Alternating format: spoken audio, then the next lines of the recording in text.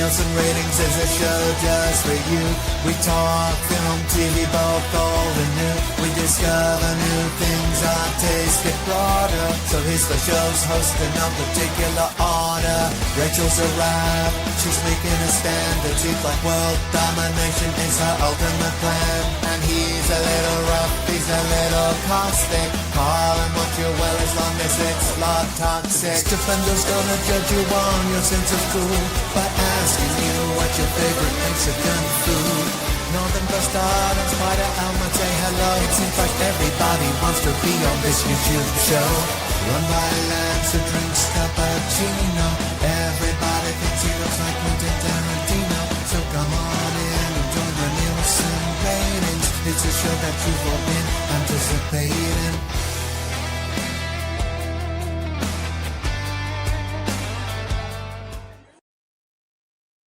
Okay, that's a clip from This Is Spinal Tap, the directing debut of the late, great Rob Reiner. Tonight's Nielsen ratings will predominantly be about the films and the acting work, in fact, of the late, great Rob Reiner. This is a director who personally influenced my career in terms of some of the stories I wanted to tell, in terms of some of the directing style and the way I would approach those stories. I saw pretty much all of his early work at the cinema, and I have seen a couple of his later films as well. We're going to be talking about all of them, or as many of them as we can fit in. I've got a great panel of guests lined up, including one panelist who's just seen When Harry Met Sally for the first time today. And by the way, Leroy, if you haven't finished watching it yet, keep watching it now, and I'll bring you in when you've finished. So, but before we get to that, just also my heart goes out to the people of Bondi Beach in Australia, because I've got a lot of friends down there.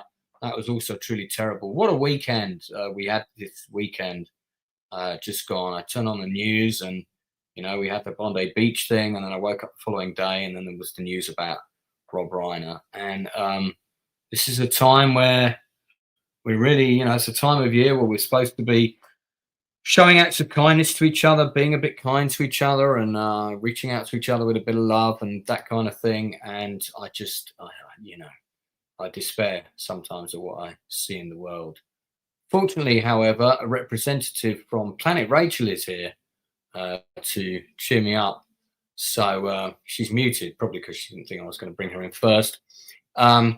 We've had a great activity in the chat tonight. I think probably because people thought we were coming on an hour earlier, which was my fault.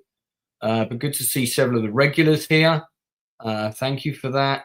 Nice to see Wormy Spoons. So we've got Keith, of course. Snorter Poopus is here.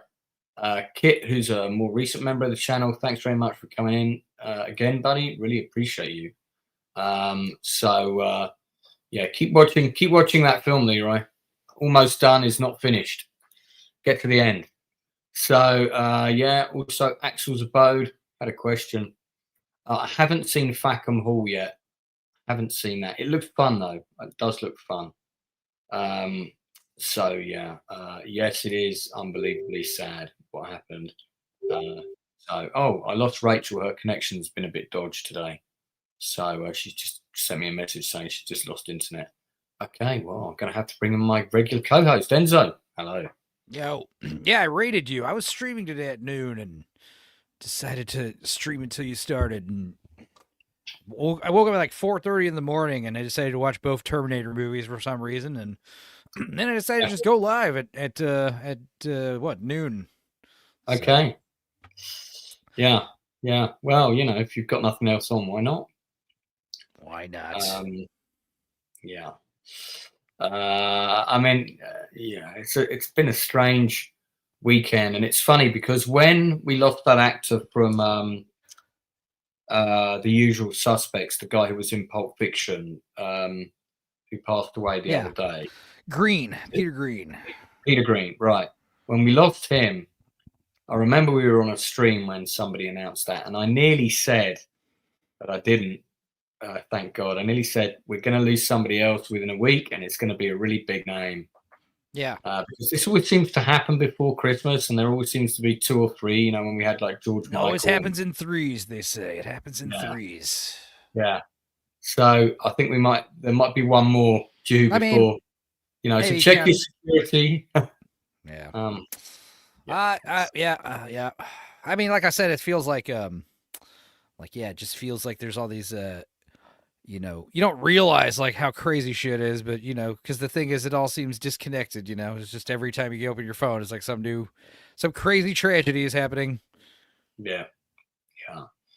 And it's it's not the time of year where we want to be hearing that kind of news. But anyway, all right. Well, let's before we start, we'll bring in a couple more of our panelists, or at least certainly one of them. I'm gonna give Leroy a bit more time to finish watching When Harry Met Sally, which he's seeing for the first time. Critic Al, did Miss Sparkles create that picture for you, or is that a genuine photograph? It's real. No, that is. I'm afraid to say that is actually me. That's okay. That's a very good likeness of Critic Al, ready to play the role of Scrooge. Critic Al Qaeda. Critic Al Qaeda. Have you guys seen that Miss Sparkles? She created a picture of the three of us. Yes, Miss Sparkles did manage to work her magic on me today, and I was quite pleased with the result. In fact, I did mean to, once Christmas is over, use that, to be honest, because it's quite cool. I believe that this picture is supposed to be you, me. Oh, hang on. I thought that was Enzo on the right, but now I realise it's blue. No, this is in the bar in London. Yeah, this is in the bar, isn't it? And it's you, me, and Northern. You're doing well when Miss Sparkle starts making fan art of you. Very, very nice. This one's a little bit Disney for me. I like the darker one. The darker one was very cool, but yeah. I quite like this, although she's managed to make my hat look like it says two cat as opposed to the Outcasts. But it's a good little. I like that. You look far too young and hopeful. Yeah. I'm quite happy to look young.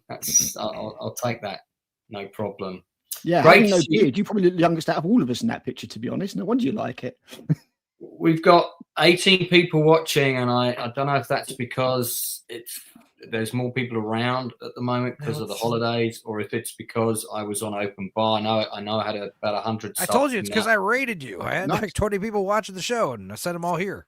Oh, that's right. Just because we're awesome. And also you had about 15 people watching over there, and great. So a combination of things. Well, if you're new to the channel, welcome. Normally, what we do on this time is we review new TV shows, documentaries, films, the stuff that Amazon and Netflix are dropping. We kind of tell you what we've been watching and what's good, what's not so great. But we tend to focus mainly on the good stuff. Erwin Sentient Potato, not seen you on the channel before. Good to have you. Great name. Welcome to the chat. That is one hell of a name, yeah. Anyone who's named after a sentient potato gets my vote for sure. I like to think that's a Red Dwarf reference. Miss Sparkles is making it clear that she's a fan of Lance, but Enzo's is mainly about revenge. All right. Okay. Fair enough. So Rachel has lost comms. She was with us. Yeah, so she'll pop in. Yeah, she'll come back ASAP. So what I'm going to do is we're gonna talk through Mr. Reiner's movies first, and I just showed the final chat, which I have a feeling I'll probably get copyright flagged for. I was thinking that when you was playing it, but it's such a good scene. Well, I will appeal it because I'll say it's under fair use because we're discussing the career of Rob Reiner. I'm sure he would like clips of his work to be. Yeah, I imagine it'll get flagged, and then you'll win the appeal. Yeah. When someone actually looks at it. Anyway, we shall see what happens. I just talk about the man a little bit first. I mean, he was born into an entertainment family. Both his mother and father worked in the industry, and so he was kind of always destined to go there. He started off as an actor, had a role on a sitcom, an American sitcom called Archie Bunker. Now that wasn't a big hit in the UK, but it was a big hit in the States, and he had a role playing the son. I don't know if there's a picture of that. I've seen a clip and can't believe how young he looks. I think this is the character here on the left. Yeah, there we go. So this is Rob Reiner when he was kind of young, and he's also a lot taller than I thought. I always thought he was quite kind of a short guy, but he's actually pretty tall. And he was pretty slim and lean when he did Archie Bunker and All in the Family in the 1970s. So, but I didn't cross paths with him on my cinematic journey until This Is Spinal Tap, and I'm pretty sure, I might be wrong, but I'm pretty sure This Is Spinal Tap is in Silver Screen Journeys. Pretty sure it is. I know when Harry I'm Met pretty Sally, sure it was. Yeah. When Harry Met Sally, I know is in 1988 because that's when I saw it. I think, yeah, Spinal Tap is in my movie book Silver Screen Journeys, and that was when he first crossed my path. And Spinal Tap had a small London release in the UK, but it mainly did well. It mainly kind of found its home on video because that whole cinema verite of people sort of talking to the camera and pseudo documentary and this kind of thing, that wasn't a thing yet. The Pythons had done it. They'd done it with a film called The Ruttles, which came out before This Is Spinal Tap, which is a sort of piss take of A Hard Day's Night, which was the documentary about the Beatles. So the Monty Pythons came out with The Ruttles, which was a precursor to Spinal Tap. Let's be natural. That song. That's the one. I like that song. Yeah. That's Ruttles. And Rob Reiner said that directly influenced this. But I think Spinal Tap is the film that took the pseudo documentary thing to a whole new level. And we wouldn't have had the mockumentary, yeah. We wouldn't have had The Office and so many other things if it wasn't for this. We were watching a trailer for, like, I guess Charlie XCX has like a music mockumentary coming out. It felt kind of like a meta, kind of less funny Spinal Tap. But yeah, I know we've talked about Spinal Tap on your show more than once, I think. It's a good one. I didn't notice Rob Reiner until Stand By Me, though. Stand By Me, that's like one of those movies that's been in the roster since I was born, basically. Mm. Yeah. Well, here's the really weird thing. So yesterday was my yearly movie quiz, which was on yesterday, and I've also done that on my channel occasionally, and I think I will do one probably just before the new year. I might even do it on New Year's Day. We'll see who's around. IRL music quiz. I see. Yeah. But my movie quiz. I thought you did a music quiz on the stream. I was like, you didn't fucking invite me? What? Come on. No, movie quiz. Yeah, hang fire, Leroy.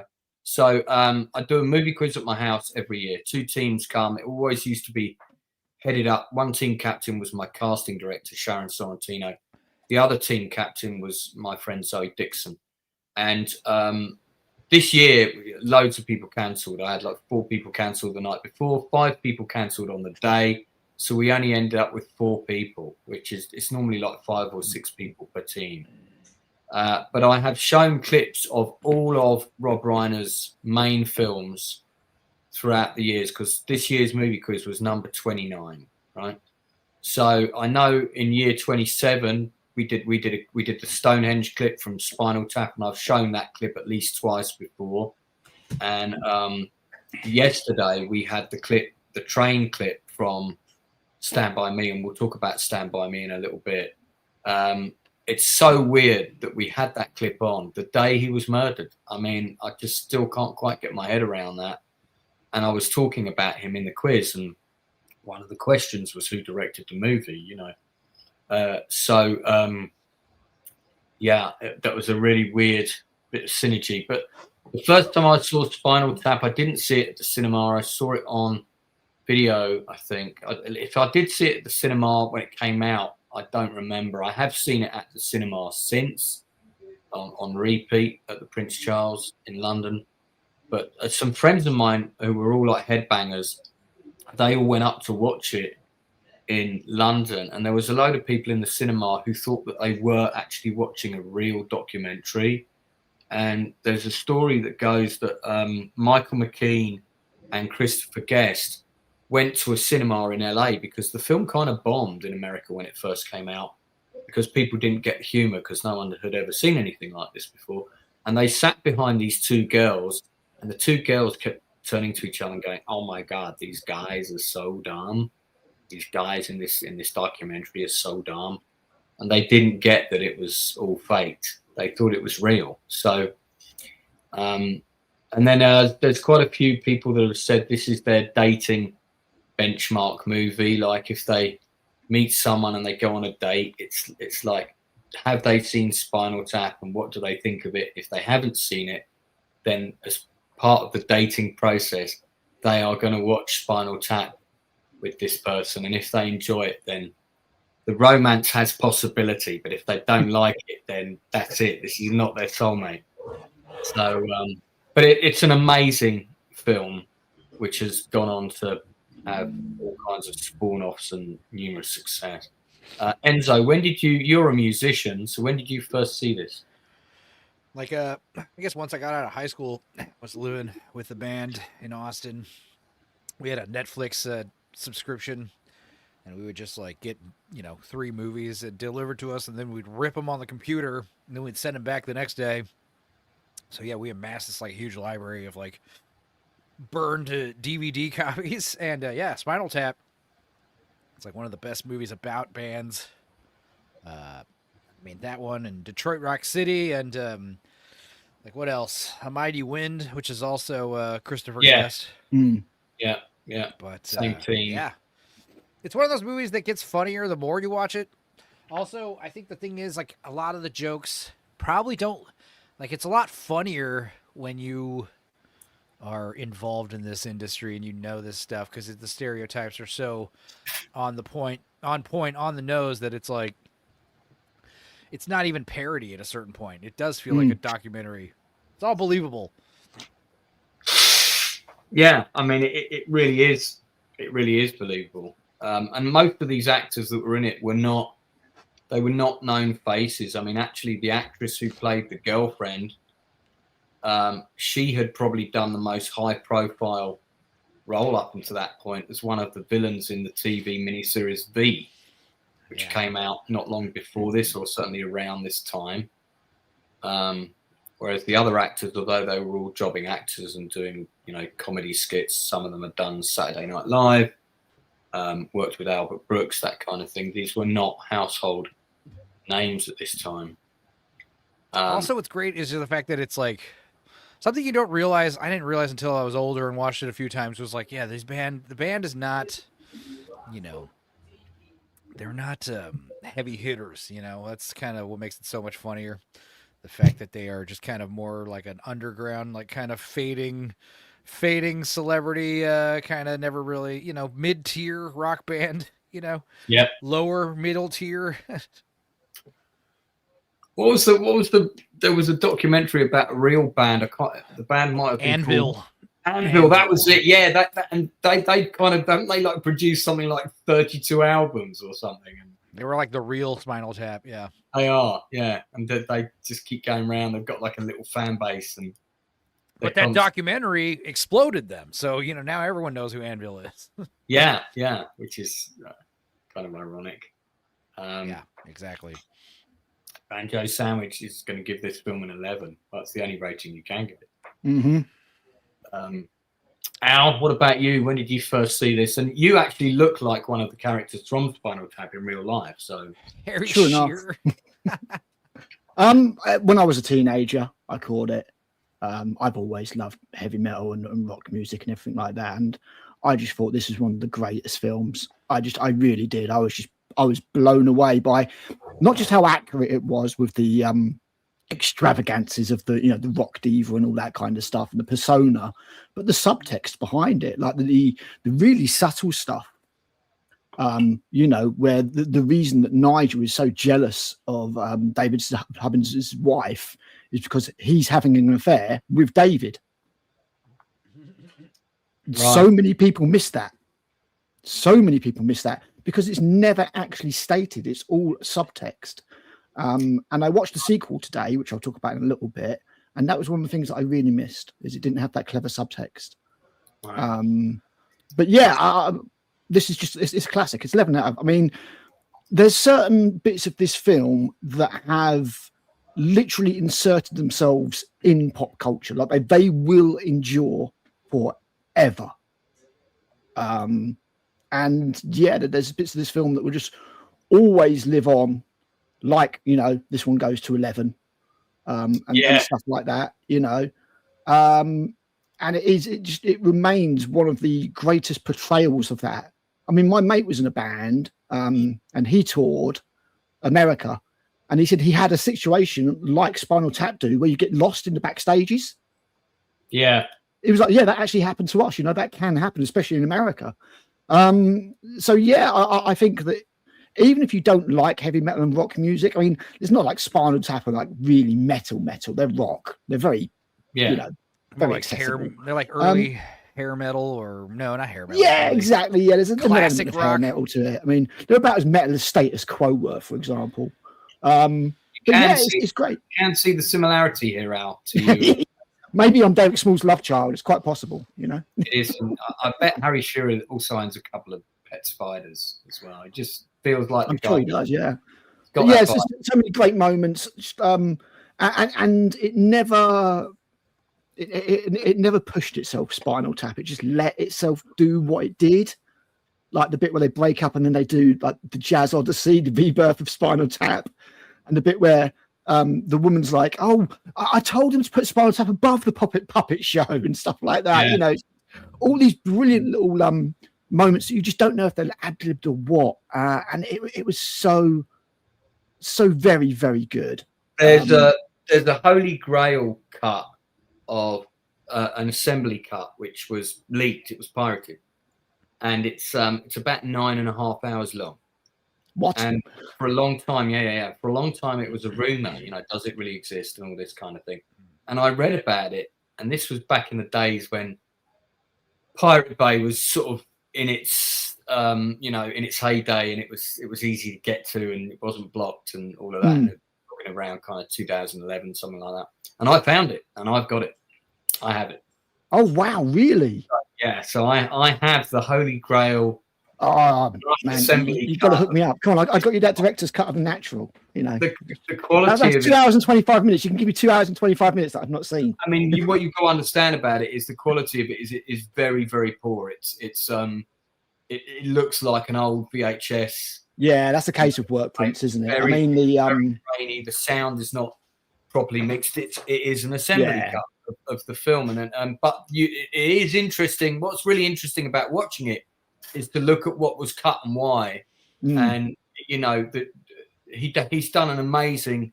Reiner did an amazing job of kind of getting the juicy stuff, the right stuff in the film. There is a lot of fun stuff that's been cut out, but it's very interesting to see just from a you know. Yeah, I mean, a constructing of a film perspective more than anything else. Because I figured that, you know, in this kind of a film, like you're running the camera and there's going to be so much ad-libbing and stuff that just doesn't make it in. And like any stand-up comedian, there's going to be material that they have prepared that doesn't make it into the show and stuff like that. So, I mean, these promo photos. Yeah, I don't remember seeing that. Because I've never seen these. Yeah, nope, I mean, they obviously did a whole load of them just to promote the original movie. I mean, they've released albums and everything, so it's oh yeah, it's like are they a fake band? Are they a real band? It's a bit weird because, you know, they're talented musicians at the end of the day, as well as, you know, comedians, what have you. So it's a bit of a weird one, but yeah, I mean, that first film, it really is. It's just I think I agree with Paul Smith. I think I'd have to put it in my top 10 comedies. I really would. Oh, it might even be my number one. I'd have to think which film made me laugh louder more often, and also gets better on repeated viewings than this one. That's the big thing, isn't it? Where it's, and that is the meaning of the classic. You know, this will be talked about in 20 years' time. Yeah, I don't think the sequel will be. The first Police Academy movie. It's like this in reverse. It was great when it came out. On repeated viewings, actually, a lot of the jokes don't work, and no funny. Well, I imagine there's quite a lot of people that think that Spinal Tap has aged badly, and that, you know, some of it's problematic and stuff like that. But I think it's funnier than ever. Oh yeah, I think in retrospect, I think you can laugh at the stuff more than ever with this kind of thing.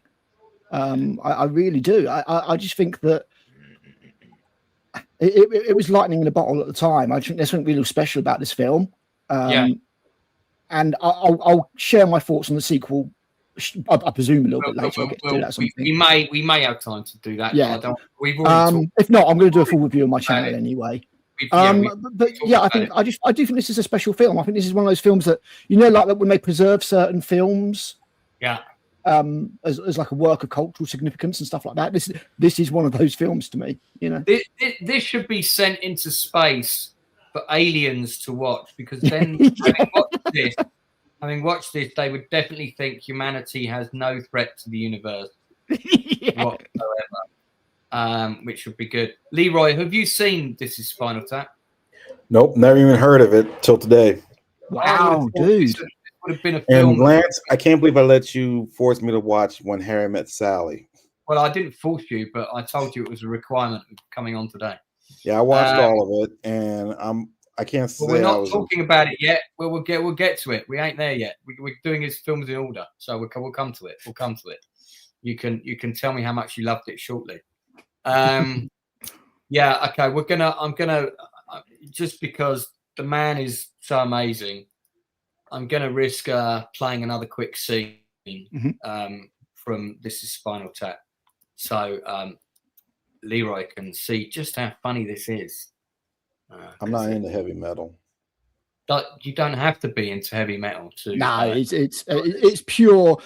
That is not satire, silliness. It really. That's not a requirement of this film. It's a fake documentary about a heavy metal band that doesn't actually exist, and the comedy is in how stupid they are and all the mistakes that they make and things of that nature. Anyway, let's just have a quick. That was it just perfectly it captures that kind of rock star, vacant kind of living on another planet kind of thing perfectly. It's so good. It really is. I mean, Chris Guest's just a genius. It's just brilliant. Welcome back, Rachel. I know you. Hey! Yeah. Now you've seen this. You've seen This Is Spinal Tap. Oh yes. Just give us. I don't want to. We're going to move on shortly, but just tell us when and where you first saw it, and you know what you thought of it. Oh, I didn't see it until a couple years ago. It's just not anything that came up for us. I mean, I can believe that, because it is a film that got by a lot of people. This is a film that I've introduced to lots of people. There were when we had the clip of Stonehenge at my movie quiz 2 years ago, and I think we had 7 players per side, so we had 14 people. Of those 14 people, 8 of them had not seen This Is Spinal Tap. Wow. I'm not surprised. Really, I'm not surprised. I hadn't seen. So, yes, you saw it 2 years ago. Presumably somebody recommended it. Yeah, a friend insisted I had to watch it, and I love it. I can't believe that I've lived my life this long without it. It's just a great movie. Yeah, Rachel rocks. Yeah. I must have seen this film at least 30 times, if not more. It's probably way more than 30 times, to be honest. I mean, there's bits of it I can quote word for word. I've seen it at least 11 times. So, yeah, no, I can probably quote most of the scenes. I mean, there's so many quotable lines in it. You know, how do you expect? It's brilliant. You expect me to fit 11 people into a king leisure bed? Don't tempt me, sir. The extended version of that scene, by the way, in the super cut or the assembly cut, is really funny, because that conversation with that guy goes on for like about. Goes on for a little bit, yeah. Yeah. I think the script for this is just so good. It's like I don't think the problem was a lack of energy from the band. I think the problem was that we had a Stonehenge that was in danger of being crushed by a fucking dwarf. Yeah. That was brilliant. Getting it the right size would have been a good idea. That is one of the funniest moments in a in a movie ever. Yeah. Yes. And the thing is, it doesn't seem like it's. It doesn't seem. I mean, obviously it is, but it doesn't seem like it's holding up something saying "laugh now." It's just like No. natural moments that are funny, like None More Black. I love that when they look at the album cover. And they're like, yeah, it's like, yeah, how more black could it be? No, none more black. It's just, it's great. I think we're stuck with a very depressing album. I think this is a disaster. Funny as well, because occasionally when you and their British accents are so good that when I very good. When I first saw this film, I thought they were British actors. I didn't think they were American, and it's normally us that are good at doing the American accent. Yeah. And but these guys are so. All three of them are really good with the British accents. Yeah, But they're very, very talented people. Occasionally, they do lapse towards Australian. If you listen, like in that last scene. David St. Hubbins in particular. Does. But I mean, I just love the different personalities they have within the band as well. Yeah. You know, it's just great. Like, Derek's literally just getting on with it. Just, you know, he's kind of like, he's got these weird creative ideas, but he's just going with the flow. And then you've got Nigel, who's the sort of really zany creative one who's doing the mad stuff. And then obviously David St. Hubbins is essentially the leader of the band. But those two have been together since they were kids, kind of thing. And that's where all the subtext and everything comes into it. And well, we're going to give this a rating out of 10. There's only one rating I can give it, and that's 11. Agreed. 11.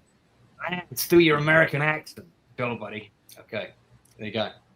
So I did 2 different American accents for the play I just acted in for the Magnificent Seven, which Al, you came to see. I did, yes. I very much enjoyed. Yeah, so it's an 11 out of 10 from me. Enzo, rating? 11. Yeah, okay, great. Al? Yeah, 11, absolutely. I mean, you know, Leroy, you haven't seen it, but you must watch it. Rebel Rose? Oh, you have to give it 11. There's nothing else you can give this movie. Okay. I will never watch it. So why will you never watch it, Leroy? Come on. It's not my cup of tea. It's not my cup of tea. I'm gonna be honest. I'm not a big. I've never been a big diehard fan of Rob Reiner. I do love some of his movies. Like I like I loved him in All in the Family, and I like. Well, we're going to talk about. Men, but I'm not that much. I wasn't that much into his movies. I mean, the only movies that I liked, that I paid attention to, that caught my eye were Stand By Me, A Few Good Men, Princess Bride, and that's 3. They started First Wives Club, and that's 3, and we're going to be talking about all 3 of them, so you can wait, and we'll get on those. All right. Plenty of time. Okay. All right. People in the chat. His acting credits are amazing as well. He's been some real stuff. He's done some really good. Yeah. He was in the Batman show with Adam West. If you fish around, he's done some really interesting things. Actually, you know, I was quite surprised. All right, so Spinal Tap, one of the funniest films ever made. It might even stop Leroy being less grumpy if he gets around to watching it. I highly recommend it if you haven't seen it. And this was my segue into Reiner. This is the film, you see, because I knew when I watched this movie I wanted to become a director. And as soon as I saw a film where I thought, wow, the director's done something special here, or I liked it, they went on a list, and it was like anything that they directed, I would watch. And that's how Rob Reiner went on my, you know, okay, this is another director whose work I'm going to watch, along with Brian De Palma and John Carpenter, who were already there. You know, and I kind of viewed him as a comedy director at that time, but he was far more versatile than that, as we'll come to in a little bit. Yeah, also one of the best lines. He died in a bizarre gardening accident. Before he said, "Yeah, best leave it kind of unsolved." Yeah, that's a good line.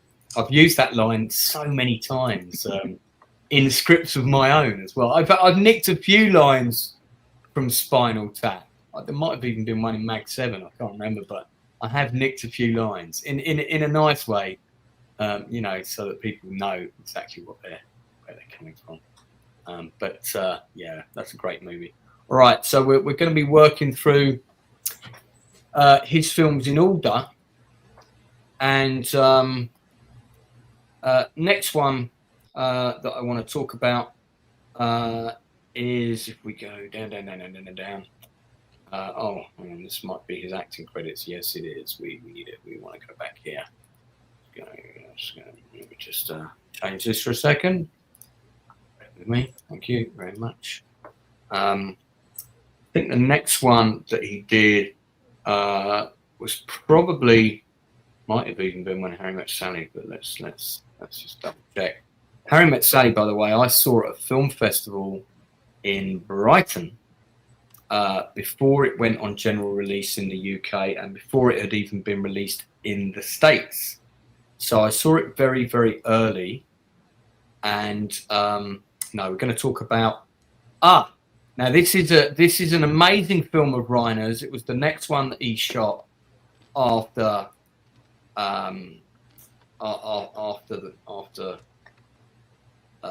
Spinal Tap. And again, not a lot of people have seen this. It's a really, really good movie, and it's also the film that made me follow the career of John Cusack, and that is The Sure Thing. Now, who on the panel has seen this? I think I have seen this. Right, Leroy's not heard of it. Rebel Rose, have you seen it? I think I watched it when I was a teenager, but not since. So I don't remember much of it. Enzo? I don't think so. Did we talk about it when we did the Say Anything stream? I'm not sure. I think it might have got a brief mention then, but quite possibly. I hear Santa's wandering about in someone's house again. He's hard at work. So basically, the premise of The Sure Thing is it's a little bit like the first 10 minutes of When Harry Met Sally.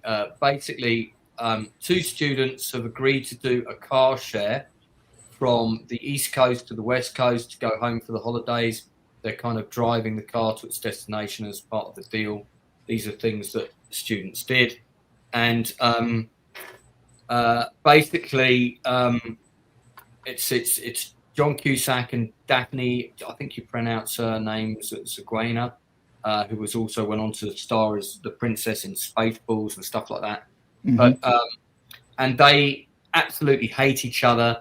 He's kind of gone through a period of absolutely no romance at college, where he was expecting it to be like, full of beautiful women and fun things happening. And then she is already in a very serious relationship with this incredibly boring boyfriend. But things kind of go awry with their lift. Sorry, they don't do the car rental thing. They share with a couple. That's right. I haven't watched the movie for a while. The best friend is played by Anthony Edwards of Top Gun ER fame. And I'm going to show you guys a quick clip. If you haven't seen it, it's a really fun movie.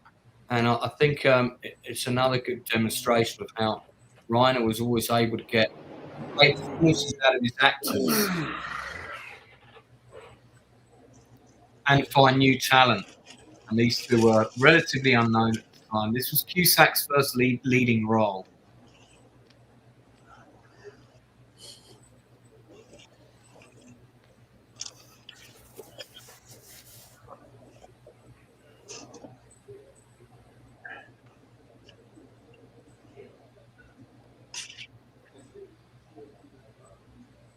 What is that, a beer?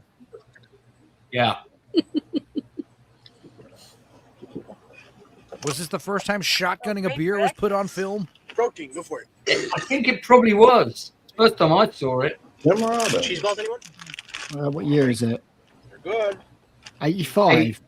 85. Teen Wolf? Was that before this? So, don't know if you recognise, but that was Tim Robbins. Mm-hmm. Yeah, I recognize him. Yeah. Sitting in the front.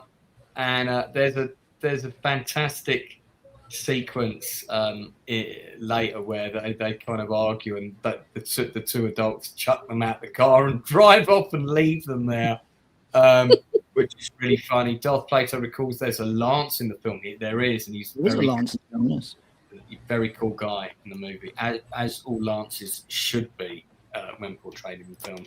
So if you haven't seen The Sure Thing, I won't spend too much time on this movie, but I highly recommend it. I'd give it a solid 8 out of 10. It's one of the better sort of coming of age teen comedies, because it's not, a lot of those films, you had like the Porky's kind of movies, Revenge of the Nerds, which I still really like, but certain scenes in it have not aged well, especially the grape scene. But this is a bit more earnest than that, I think. It is. It's romance in it it's quite a sincere romance. Cusack is brilliant in this. Anne Bancroft has a great little cameo as his teacher, and trying to sort of impart wisdom to him. And again, this is the first time I saw Daphne Zagraina, and Nicolette Sheridan, who of course went on to be in the Housewives thing later. She's absolutely stunning in this. But yeah, it's a great movie, and these scenes are in it. There you go. What more do you need to know? But it's very funny. It's very funny. So Lance is also a verb. Not lately. Only on Thursdays do I commit to being a verb. All right. Okay. So we'll talk about. This would be the first Rob Reiner film that I saw in the cinema. I saw it at the Haymarket Screen 1. The Haymarket Cinema has recently closed. It shut down for good, which is really quite a shame. And that's the film Stand By Me. And I've got the vinyl soundtrack to this movie. This introduced us to a whole load of child actors who would, of course, go on to greater things. Again, demonstrating Reiner's talent for picking people out. Of course, he would have worked with very experienced casting directors, but this is one of Kiefer Sutherland's first major roles. Again, you've got John Cusack in a very small flashback scene. Des Quato from Total Recall at the dining table playing the dad. But the three actors here, of course, River Phoenix we lost very young. Wil Wheaton before he kind of got typecast in Star Trek. And then you got Jerry O'Connell and Corey Feldman. Jerry O'Connell is now quite handsome. He's got like leading man handsome looks. And here he was. I saw him in a film the other day, actually, called Satanic Panic. Right. He kind of plays a bit of a douchebag. He's still he's stayed good shape for his age, because he can't be particularly young.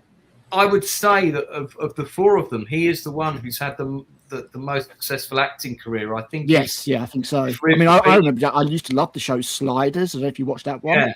If River Phoenix had not died, Phoenix and DiCaprio would have been going head to head for all of those roles. Because DiCaprio was not far behind him, and DiCaprio, I think, he earned it. Don't get me wrong, but he took that spot that Phoenix would have had, because they had a very similar. Oh, that's what happens when you mess with drugs, man. Well, yeah. He's 61. No, hang on. That's not right. 51. Sorry. I was fixing to say, dang, I don't think so. He was he was in his 20s when he died. I think early 20s. Yeah, River, 23 years old. He died in 1993. Didn't even make it to the 27 Club, I don't think. No, he died when he was 23 years old. Yeah. Right outside Johnny Depp's club, the Viper. The Viper Room. That's right. Yeah. That was one of the quiz movie questions on Saturday. Funnily enough. Weird. So River Phoenix was sacrificed to the devil by Anthony Kiedis and Flea, so they could make Red Hot Chili Peppers would be a huge success. I'm not sure. All right, Enzo. And that he got his insane bass talent, is it? Changing the subject, Enzo. Where did you first see this movie? Like when I was a little kid, like a baby. Like this is one of those movies that was like that your mom came out like. Yeah, I mean, my mom and my dad loved it, and it was one of those things where, like, I just remember the pie eating scene, and then it was like it wasn't until I was a little bit older, like in elementary school, where I saw the whole thing. But then, like, you know, the DVD, like, I remember when the DVD came out, it was like one of the first DVDs I had. I had it. I was like in high school, you know, middle school, high school. I had that movie. I Stand By Me. It was just one of those classics, you know. And it's pretty hardcore. And also John Cusack is in it as the dead brother, you know, and it's very heavy, you know. And River Phoenix, you know, his character gets killed in a bar altercation, and yeah, that ending really kind of. I remember because I saw it at the cinema. I was with my first girlfriend. We always sat in the same seats in that cinema, and we'd seen Karate Kid 2 in that screen as well. I can't remember which way round we saw the films, but one or other of these movies was the first time we were in that screen. It's a very nice screen, and I remember we were both like really into the movie. And then, you know, you're hearing that narration and you're seeing the older Dreyfus, and then he's sort of talking. Chris did get out. It's all like very upbeat, the voice. And then he sort of starts talking about the bar fight, and the voice really slows down. And then he died, you know, I haven't seen him for however many years it was, but I know I'll still miss him. Oh my God, that hits you like a fucking sledgehammer, that ending. Oh yeah. It's King, right? It's like Stephen brilliant. King. It's a Stephen King adaptation, yeah. But One of the best. But it's also the way it's directed and the way he's kind of typing that line onto the computer, and the way Reiner directed that scene is also very, very powerful. I think the way Reiner handled all the different narratives with this, you know, because you've got the older boys and you see what's going on with them, and And Lance, I'd say this was one of Rob Reiner's best as far as directing goes. Yeah. Well, he said not that long ago, he said, this is the film that everyone will remember me for. I think that's not necessarily true. I think if you're of my generation, if you're in your late 40s, it will be this one. But if you're in your 30s, it's probably more likely to be Misery or A Few Good Men. I think it would be The Princess Bride. It would be The Princess Bride for most people. And The Princess Bride. Yeah, I'm a Misery guy. I like Misery a lot. Of course you're a Misery guy. Well, Misery's all about Stephen King's cocaine addiction. I love it. We're coming on to Misery. We hold all those thoughts, please. The stream's going to be 7 hours long. This is another great movie. It's not just a great Rob Reiner movie. This is a great piece of cinema, full stop. Spinal Tap is a great piece of cinema, full stop. Now, we've only just started talking about the man's career. That is 2 iconic films already in cinema. Oh, man, the leeches Chopper, sick balls. Hey, Lance, can I say something? So, yeah, hold on a second. So, just think about that. Somebody has done 3 feature films, and your first and your third feature film are already 2 of the most outstanding films ever made, and will be regarded that way for the rest of your career and beyond. I mean, and we're only 3 films in. That's incredible. My fat one, you cheap dime store hood. Yeah, exactly. Leroy, go ahead. I've only seen Stand By Me once, and it was a good film. But even it's been years since I've seen it. But other than it being one of Rob Reiner's best, the one actor that really left an impression on me was Kiefer Sutherland. Because if you notice, of all the movies I've seen Kiefer Sutherland, every time he plays a villain, he goes all in. He was like that in Stand By Me. He was like that in Lost Boys. And I don't know if you guys have seen Pompeii. He was wicked in Pompeii. But yeah, I saw Pompeii at the cinema. Not a great film. I love Kiefer Sutherland. I think this, like as you mentioned, this is one of his first movies. But he did. I don't know if he's a better actor than his father, but he, in his own right, he playing a good guy and a bad guy. But when he plays a bad guy, he goes all in. Yeah. And he left a very long, like I said, I've only seen this movie once, and Kiefer Sutherland left a very long impression since I've seen this movie. Dude, what about the scene where he's at the funeral of his brother and his dad's like, "It should have been you, Gordy." Oh my God. That's cold-blooded. That's cold-blooded. Who says that to their own child? Unfortunately, probably more parents than you want to admit to. You know what Well, I just want to say about what's really having me messed up is that fact that Rob Reiner and his wife were killed by their own son, and that's what, as a child myself, that's what this whole situation kind of have me all messed up in a way because. Well, we're all children. What? Otherwise, you just said as a child myself, but we're all children. Otherwise, we wouldn't be here. Yeah, like yesterday, I found myself calling both my parents, not just telling them how much I love them, but how sorry I am, how sorry I was as a kid, because I wasn't very close to my mom growing up, and you know this incident just got me calling her, telling her not that I just love her, but how sorry I am how I treated her growing up, because that could have been any one of us. That's powerful to hear that, Leroy, but that's a good thing that you I just wish they had to take someone like a parent, two parents getting murdered by their own child to, get me to do that. I mean, Rob Reiner was not a bad person, and I don't know how he was as a parent, but either way, to have him and his wife basically be murdered in brutal fashion by their own child.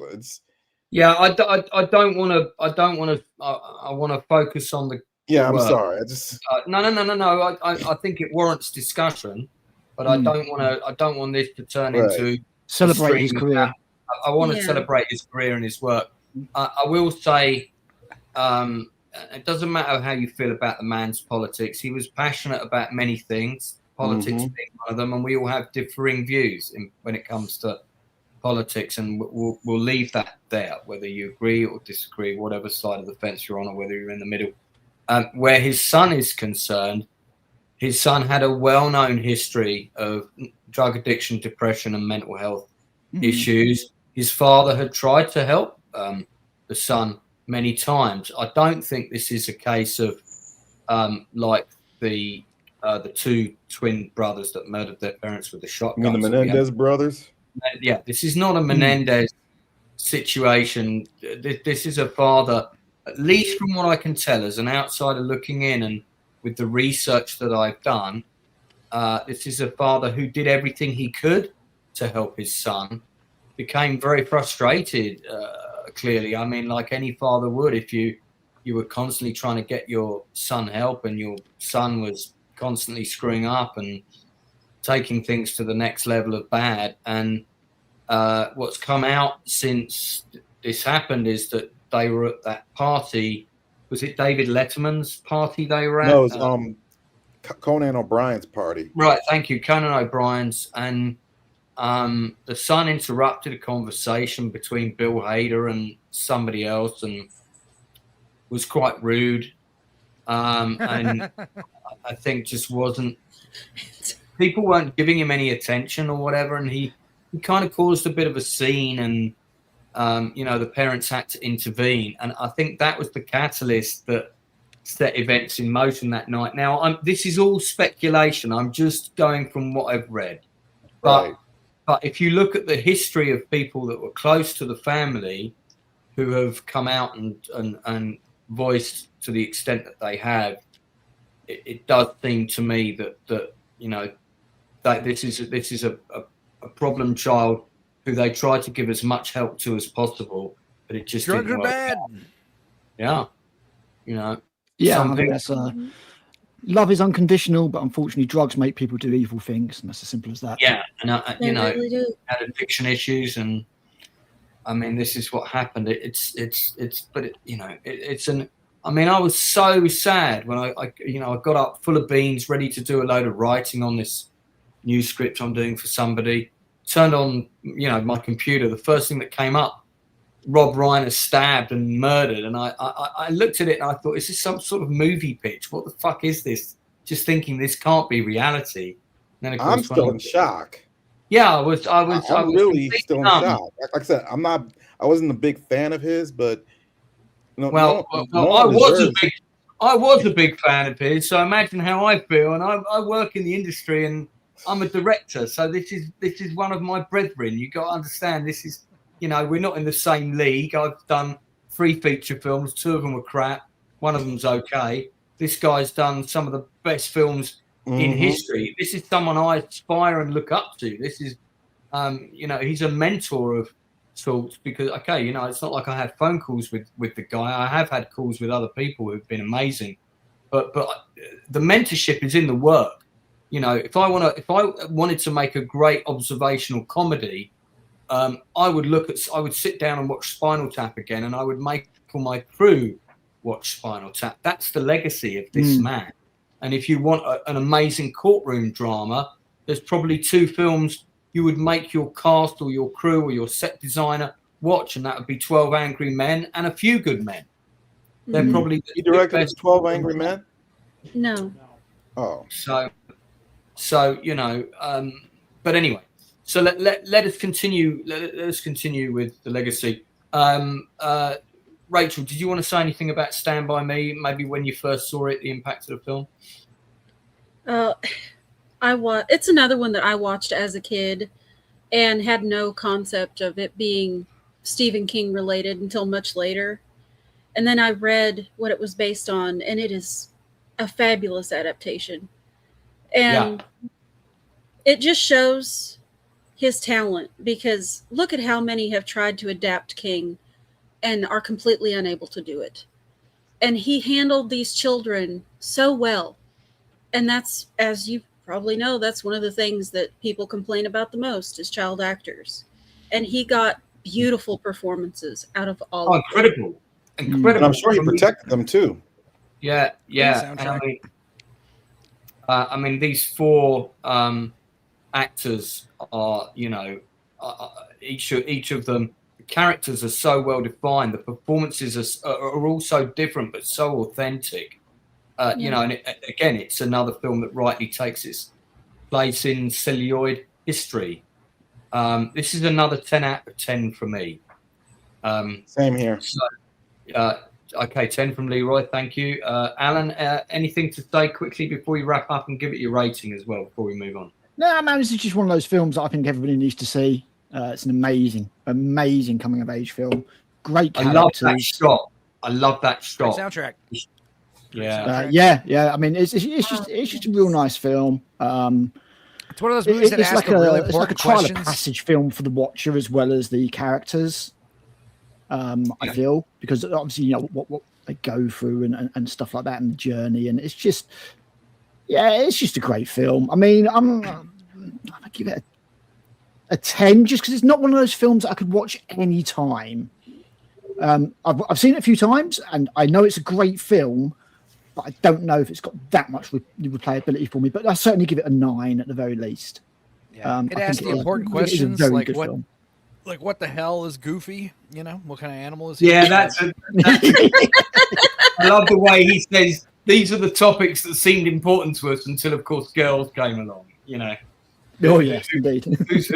who's stronger, Goofy or Superman?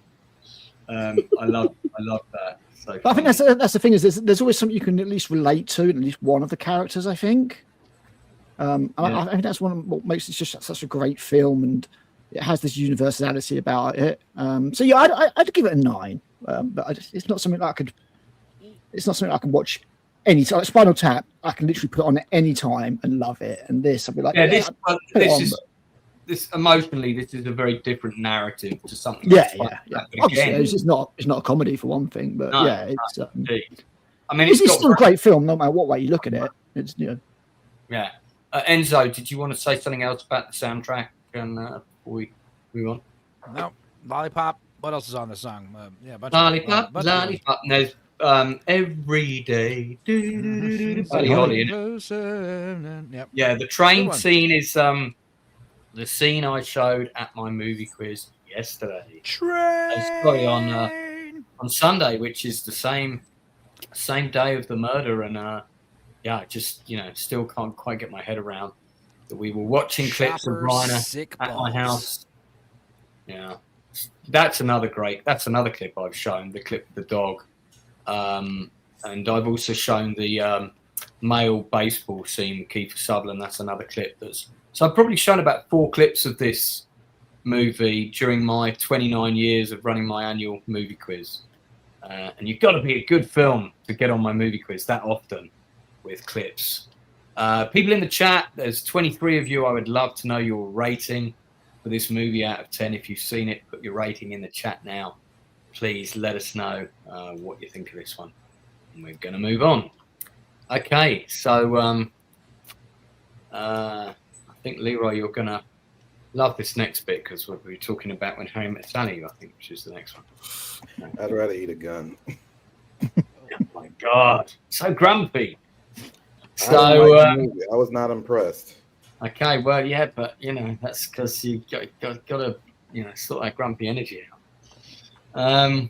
All right, so next up was for Reiner in the directing stakes.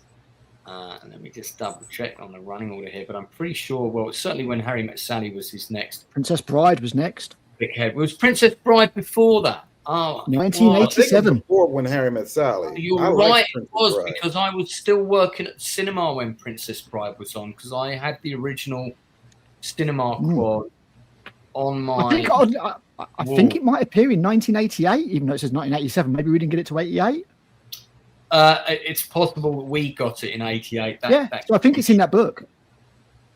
Yeah. So there you go. It's in that amazing book called 1988, which is available on Amazon now. I gave it a 5-star review. Thank you very much. My Raving book, by the way, got a fantastic review on Amazon just the other day. So for those people that don't know who are watching, I am a full-time writer-director. I also write books, and I've got 16 books on Amazon. Some of them are scripts, some of them are plays, some of them are novels, and some of them are autobiographical. And the one that will probably interest people if you like films is called Silver Screen Journeys. That's available on Amazon.com for my American audience. And it's now got 15 reviews, written reviews on Amazon. 14 of them are 5 stars out of 5. One of them is nice. 4 stars out of 5. You know who gave me that one? Northern. Northern gave me 4 stars out of 5. Yeah, but no, that's fine because that 4 stars is still great, So I did say, be honest. So this is Silver Screen. I gave it 5 because although I was completely honest in my review, and I did mention a couple of things, none of them detracted from my enjoyment of the book. So I figured, no, it's 5 stars. Really there's 125 films in this book that I talk about the movie, when I saw it, how it impacted my life, and so forth. And one of the films in here is Stand By Me. I think When Harry Met Sally might be in here, or it might be in 1988 because I think I saw it in 88 at a film festival. According to what's on top, Harry Met Sally came out in 89. Princess Bride came out in 87. Yeah, but I saw When Harry Met Sally way ahead of its release. I saw it. Yeah, back then we sometimes got films up to like half a year later, if not more. Yeah, we would get films between 6 months to a year later than America. But if you saw it at a film festival, you might even see it 3 months before it was released anywhere in the world. Other ratings, by the way, for Stand By Me in the chat: 10 out of 10, 8 out of 10, 8 out of 10, 8 out of 10, 8 out of 10 from Dan Candy. Good to see you, Dan, by the way. Thanks, sir, for being here. Check out Silver Screen Journeys. That's available on Amazon right now. Make a decent Christmas present. Good Christmas present if you've got someone who likes. I'm not getting paid, I swear to God. No. But Al's even buying it for people. So there you go. I'll cover my raving book before the end because it's not really Rob Reiner relevant. Okay, so we'll talk about Princess Bride then. Now, this is a very popular film with girls. It's one of those ones that when I ask girls, top 10, what's your top 10 movies for a desert island? This one often gets put in the list. Kind of like how boys love Spinal Tap and girls think it's overrated. Boys, I think Princess Bride, it's a little overrated when girls tell me it's like their favorite movie ever. I'm like, okay. So, well, Enzo, talk about that. You go first. I feel like it's a lot of nostalgia. It's partly why I love Stand By Me so much. A lot of nostalgia, but yeah, Princess Bride is one of those movies that, unlike Spinal Tap, like I think Spinal Tap does legitimately get funnier. The Princess Bride, I don't know. I find it's quirky and it's fun. But is it hilarious? No. And I don't know. Well, yeah, nice having Yeah, I me mean, here. Exactly. It's not it's not an out and out comedy. Mm. I mean, like I said, it's a good movie. I love it, but I do find it overrated, especially when we talk about, childhood favorite films. This one gets brought up a lot, and I'm like, maybe I just wasn't a Princess Bride household. We had different childhood movies, like Stand By Me, and I don't know, Tales from the Crypt, Yeah. RoboCop. I mean, this is it's an unusual film because it is a storybook. It's like the song said, storybook story. It's literally like a storybook being read to you with some.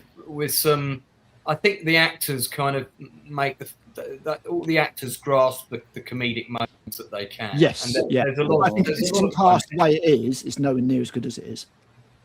But it's also a love story. And let's face it, Carrie. I never know how to pronounce Carrie it. Elways. Carry on. Is it? How do you say it? Carrie Elways. Always. Elways. Elways. ELWES. I've heard it pronounced Elways, and I've heard it pronounced Yules. Yeah, I thought it was know Yules. which one's right. I always used to pronounce it Yules, but I think Yules is actually incorrect. It may well be It's Elways. From what I hear, everyone calls it Elways. Elways. There's an Elways. interview with him where he actually says, As you wish. Yeah, but this is him in his hunky prime. So I imagine a lot of girls wanted to meet a handsome prince at some point, and he pretty much ticked that box for them. My name is Inigo Montoya. You killed my father. Man, this guy Manny Patinkin's character, he made the movie good. I mean, it was great. It was a great movie, but my favorite scene is when he avenged his father's death, and he was about to, before he kills the guy who killed his father, the guy was like, "Name anything, I'll give you what you want." He said, then he stabs him. Said, "I want my father back, you son of a bitch." That was badass. Yeah, I thought that was. I love Wallace Shawn and who else? Billy Crystal. I love Billy Crystal in this movie. Andre the Giant. Yep. I don't think they could have done this movie without Andre the Giant. You got Mel Smith in there. You got Peter Cook. Yeah, God, yeah, I forgot. Great. I forgot Peter Cook was in it. He plays the Virgin. And Chris Sarandon. Yep. Who is Sean Penn's ex-wife. And then, of course, once again from This Is Spinal Tap, you have Christopher Guest in this playing the bad guy, almost unrecognizable.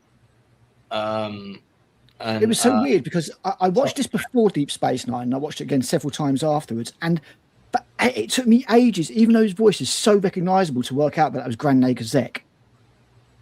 Yeah. And I was just like, it just dropped one down. I was like, oh my God. Because Jeffrey Combs has been in loads of stuff as well, and obviously he's in Star Trek quite a lot. But yeah, for some reason, Wallace Shawn just didn't trigger.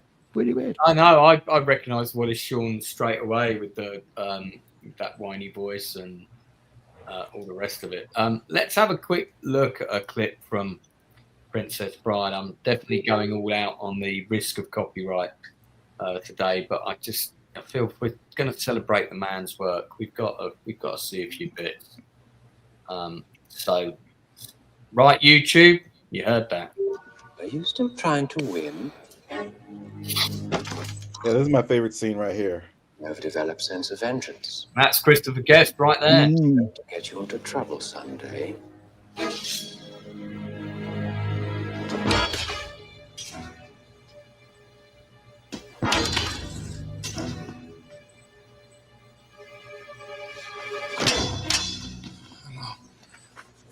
My name is Inigo Montoya.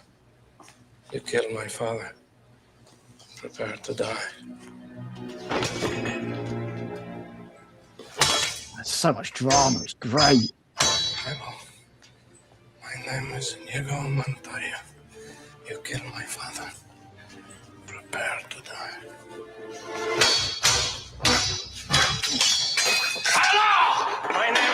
Montoya, you killed my father. Prepare to die. Stop saying that! Okay. Rachel, you are the princess in the group. So tell us your thoughts on Princess Bride and when you first saw it impact and so on. This wasn't a childhood movie for me. I didn't see it until I was 17 or 18. I was pretty much an adult by then, and I loved it just as much. I loved it from the first scene. I was drawn in and intrigued. And the reason women love it so much is because that is how we want to be treated. Tell us the secret, Rachel. All the men are listening. He treats Buttercup the way we honestly do want to be treated. Like she is everything to him. And that's why we look at it fondly. That's why we like romance so much. Because we don't really, most of us probably will never get that. But we can enjoy watching it.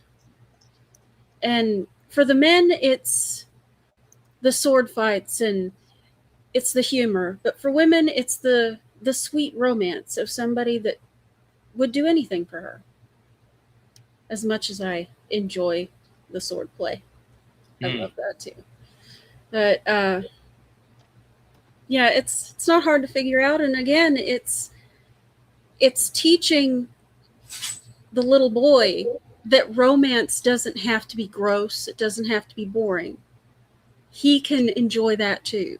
It's okay. He doesn't have to say, oh, why are you reading this to me? By the end, he wants to know what that kiss is like. He wants to know.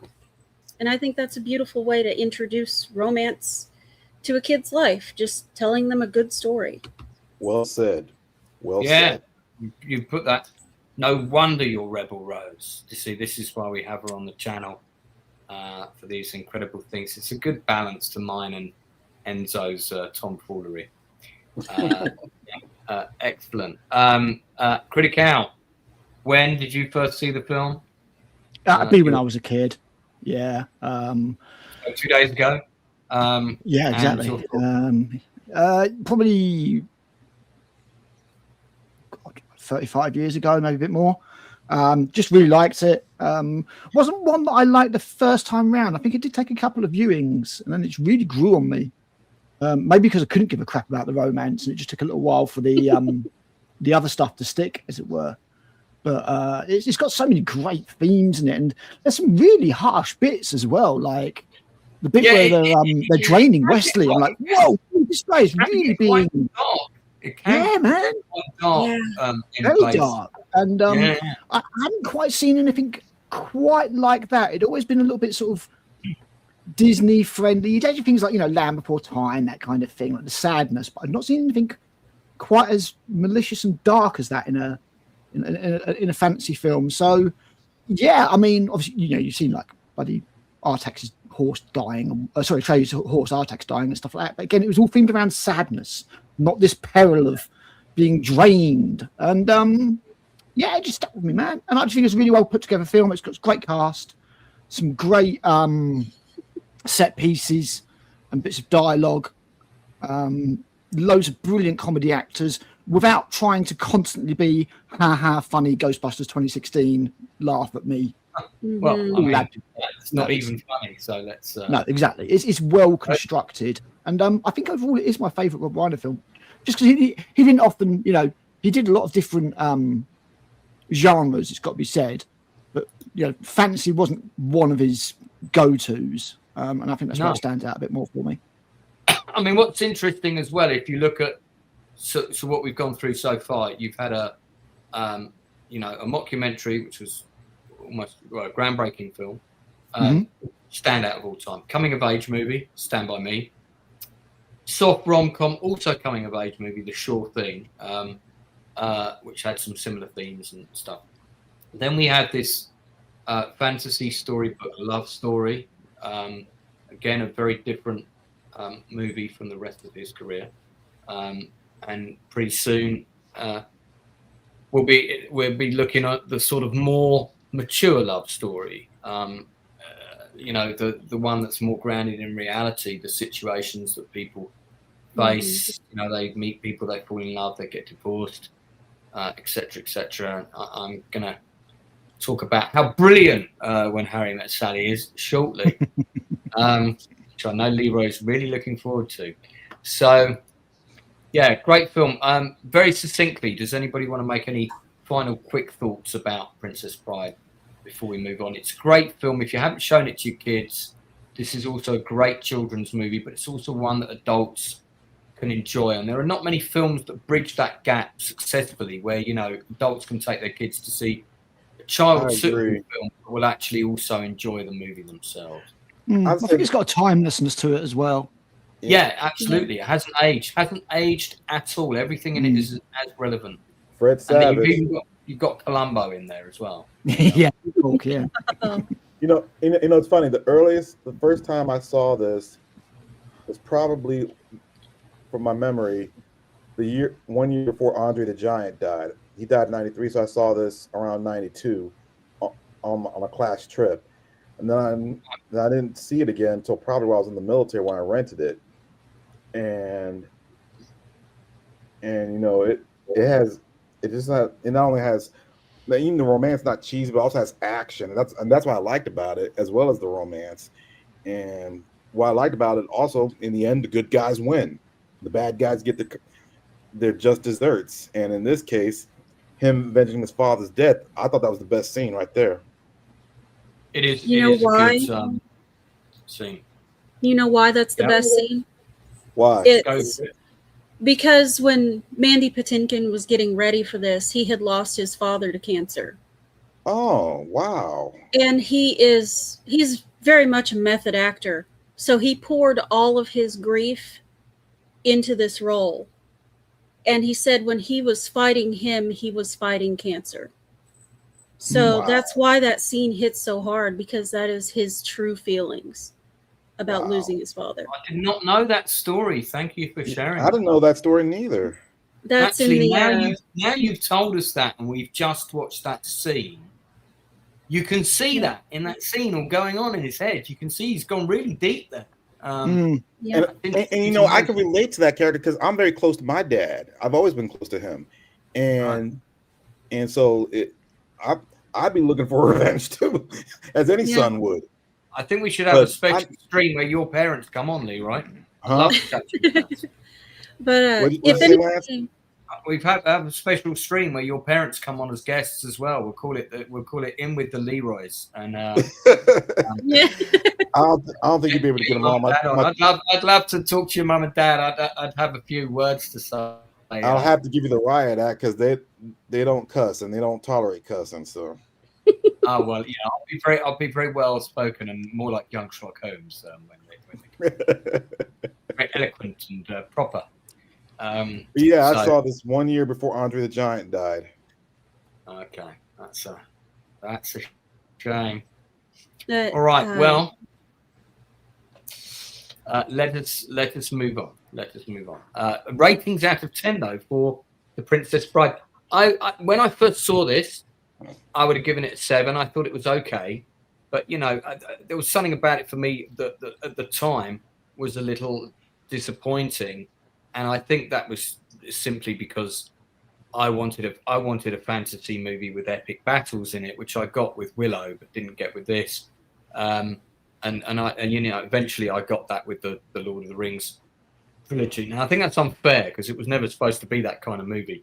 Now I would give this a 9 in my more mature years, and it's also a film that's got better with time for me. Enzo?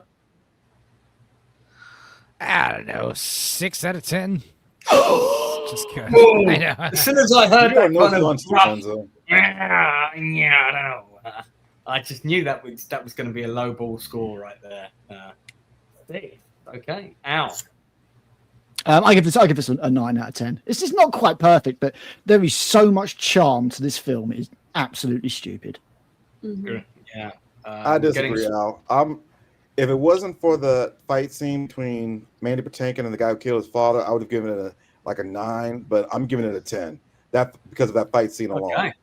Right. I'm giving it a 10. Okay. the unique Leroy rating system rears its head once again. Kid Anders. It's just titled wrong. It needs to be How to Pick Up Girls. Dan Candy. There you go. Okay. There you And Aaron says boot him. I think that's directed at Enzo. In the famous words of the Swedish Doom God, how dare you? How dare you? AI has been having a lot of fun with that video recently. I tell you, there's some good ones out. So far, Spinal Tap is definitely in the lead on the what is the best Rob Reiner film. All right, so we're going to move on, and now we are going to When Harry Met Sally. So just to recap, I knew nothing about this movie when I went to watch it. It was at I think it was at the Brighton Film Festival I saw it. And all I knew was that Billy Crystal was in it, and I liked Billy Crystal. I kind of knew who Meg Ryan was. I thought she was okay. But I liked Billy Crystal, and I thought, okay. And then I saw director Rob Reiner, and I straight away, I'm like, oh my God, that's the Stand By Me guy. That's the Sure Thing guy. Now, by the time this came out, Sure Thing was out on video, and I bought Sure Thing from the video store as soon as they would give me one of their copies they no longer wanted. So I think I had about 20 VHSs by the time this movie came out, 20 or 30. And in that collection was Stand By Me, Spinal Tap, and The Sure Thing. So I had 3. I didn't have Princess Bride. I did get that, but I got it much later.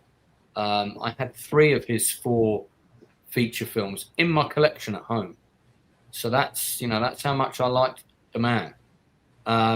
So when this film came out, I just come out of a relationship, and I was young. I was very young. I was 19, something like about 19, maybe 20. I can't remember, but probably about 19. And it's a film that really spoke to me, even at that age, because it time jumps, and it time jumps very effectively. I mean, they really did make Billy Crystal look like a young student in the first scene. It's very effective. Just changed his hair, gave him a grey hoodie, made him eat grapes, spitting out the window. But I just find it a very beautiful film, and it was a film that was conceived by all the people together. So Rob Reiner spoke to Nora Ephron. They sat down and talked about the project, and they kind of all worked on it together. Really good script, and then the actors, of course, brought it to life. But it was a very true reflection of what it was like to date, and I think the thing that the film really gets right is about the pressures of life, the expectation to get married by a certain age, the expectation to have kids by a certain age, and then also the negativity that comes with things like divorce and the failure of relationships, and then also how complex dating is, how difficult it is to find the one. And I love the way that the film is broken up with the vignettes of the old couples talking about how they really met. And I was completely convinced when I first watched the film that all of those old couples were just the actual real couple, and they just wheeled them in and sort of shot them documentary style and wheeled them out again. But they're actually all actors who watched couples being interviewed. Many of the couples were actually the production crew who talked about how they met, and then they emulated their stories. So even those sequences are so well directed, you would have believed that those actors who were from the kind of theatre groups and things in New York and California, that's where they came from, you would have believed all of them were just real couples that had come off the street. So there's a lot, whether you love or hate this movie, there's a lot about it that you can recommend. I think it's a perfect relationship date movie as well. And it's also filled with warnings. If you're in a relationship that's going quite well, and you love your partner and you watch this film with them, you find yourself saying to them, God, I hope that bit never happens to us. And I know when I watched this film with my ex-wife, we had that conversation about certain scenes. And I turned to her and I said, don't worry, I'm never going to buy a coffee table wagon wheel. We were watching this film. And I said, you don't have to worry about that. And then I said, but if I did, would you want it in the lounge? And she said, no, that wouldn't even get in the lounge. So, but yeah, I think it's a great film. Again, I think it's one of Rob Reiner's best. It's one of Billy Crystal's best performances. It's one of Meg Ryan's best performances. The supporting cast, Carrie Fisher, Bruno Kirby. Bruno Kirby had a little role in Spinal Tap as well. It's probably Kirby's finest performance as well. Of course, the two of them are no longer with us. I wish Carrie Fisher had done more movies like this. I wish Carrie Fisher, she did 2 or 3 films like this. I wish she'd done more because she's so good in this. Just doing a straight acting role where she's not running around with a laser gun. Or in a 2-piece. Well, indeed. Enzo, are you a fan of When Harry Met Sally?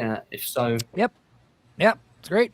In fact, it's like heard that they weren't going to get back together. They weren't going to get together at the end. It was going to be cynical, and then Rob Reiner met his wife and was like, "That's right, a happy ending." It's crazy. Yeah. But yeah, it's funny. The orgasm scene is iconic. It is indeed. I'll have what she's having. Yeah, Rebel Rose. Do you want to try and recreate that now? We'll all guess and see. No. Okay, all right. We'll do that. I love the way that with this scene where he's in the bookshop and he spots her, and I think it's like the 3rd time that they meet. I don't know if I've ever picked up on this, but the way he's hiding behind that, and you've got sex and morality, there, and also how to stubbornly refuse to make yourself miserable about anything. Yes, anything. These book titles are just nuts, deliberately placed by the director. I'm sure. Critic Owl, have you seen it? Your thoughts? Oh yeah, of course. Yeah, I mean, it's not exactly my kind of film, I guess, but it is a good film. Well written, good chemistry between the leads. It's a quality film. It's not something that I'm going to rush out and watch again, but I totally appreciate it as being a good example of what it is. But yeah, it's not.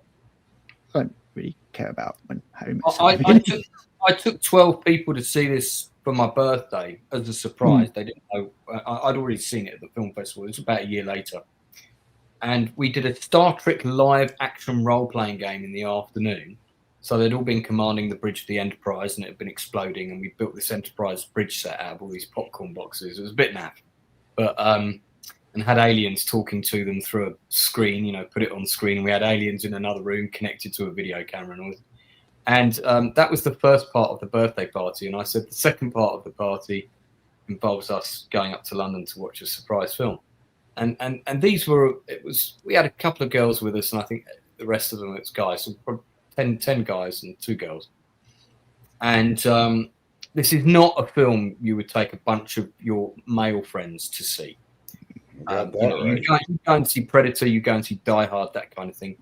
But I was so confident, having seen the movie, I was so confident that everyone was going to love it that I took a punt on it.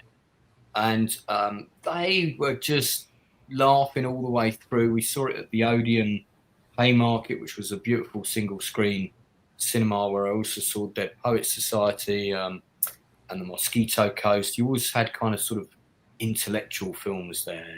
Directors loved their films being screened now. And everybody in that group loved it, without exception. We went for dinner afterwards, and everyone was talking about how great the film was and how funny it was. And of course, again, it's got one of the most iconic scenes in cinema history. As Brewster would say, and I don't know what's going on. That doesn't even look like Carrie Fisher. I'll have what she's having. Ha-ha, jog on. A what? So Leroy, you just watched this for the first time. Yeah, I saw it for the first time in its entirety. Well, I saw it for the first time, period. And I wasn't all that impressed. Other than the Meg Ryan orgasm scene, I just wasn't feeling the movie. Yeah, you gave me a running narration for the first 20 minutes with messages on Facebook saying, okay, this has started. I'm not laughing yet. Okay, it's getting a bit better now, which I'm assuming is the bit where he tried to spit the grape out the window. And, so on and so on. And I had to keep messaging Leroy saying, just watch the film. Tell me when you finish. But I don't know, man. Okay, maybe you didn't like it, but for me, this is, if you're single but you still believe in true love, this is a film that tells you it's possible. And if you're in a relationship that's good, this is a film that reminds you why you're in that relationship, why you should treasure it, why you should hold on to it. If you're a cynical, grumpy old fucker, then maybe this film is not for you. But I'm not suggesting anyone on this panel is. But I think you have to believe in certain things to get more out of this movie. It's not just a chick flick. I don't think it's felt like a chick flick. Listen, maybe it's going to appeal to women more, but if you have a romantic bone in your body and you believe in true love, I think there's a lot you'd get out of this movie. It's also a beautiful. It's got that Woody Allen feel. It's a beautiful portrait of New York. That's probably I don't like it because I can't stand Woody Allen. Okay, all right. Thanks, Grumpy. Yeah, it does kind of feel quite like a Woody Allen film, doesn't it? Yeah, I mean, it's got, but because Woody Allen's films are often love letters to New York. I like the way you've got the scene where they're carrying the Christmas tree together, and then you have the scene later on where she's struggling to carry the tree because they've broken up, and so on and so forth. But yeah, for my money, it's one of the best rom-coms ever made. I give it a 9 out of 10. So Enzo, what's your rating? 7.5. 7.5. Okay. Yeah, Al. 7 out of 10 for me. Okay. I'm more interested in your Star Trek game. That sounded cool. I've got some photographs of that somewhere. We had a laser tag battle in the middle of it where the ship got boarded.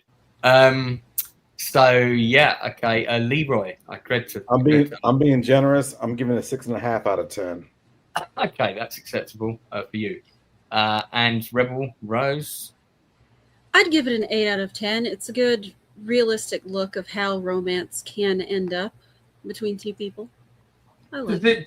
Does it speak to you as the film? Does it speak to the romantic you? Some of it does and some of it doesn't. I'm glad they went with the more optimistic ending instead of the cynical one, or I'd give it a lower score. But yeah, I mean, and that's interesting, isn't it? That it reflected what happened in Reiner's life at that time. Yeah, but it's not my favorite romantic movie, but it is a good movie. What do you think the first line would be if they did a sequel to this? And it's a question for Enzo. And Crystal and Meg Ryan reprised their roles. It would be a judge banging a gavel, stopping them from arguing. I know that this probably is not a lasting marriage kind of thing, but I enjoy how they get there. People in the chat, only Kit is rated it so far 6 out of 10. Come on, there's more people in the chat that have seen this movie. Put a rating in the chat. I know there's more. Hey, Lance, it was nice having you here. Bye. Okay. Well, look, I like a good rom-com, and this is at the top of the tree. There's a lot of rom-coms out there that are very average, and God knows I've seen enough of them. But this is a film. If I had a new girlfriend, and I'd say, okay, I'm going to pick 20 movies for you that you haven't seen that are great. This would be one of those 20. Spinal Tap would be in there. Shawshank Redemption would be in there. Probably Stand By Me as well. Maybe a couple of others.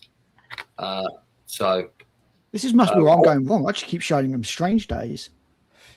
I do like Strange Days. That's my favourite love story.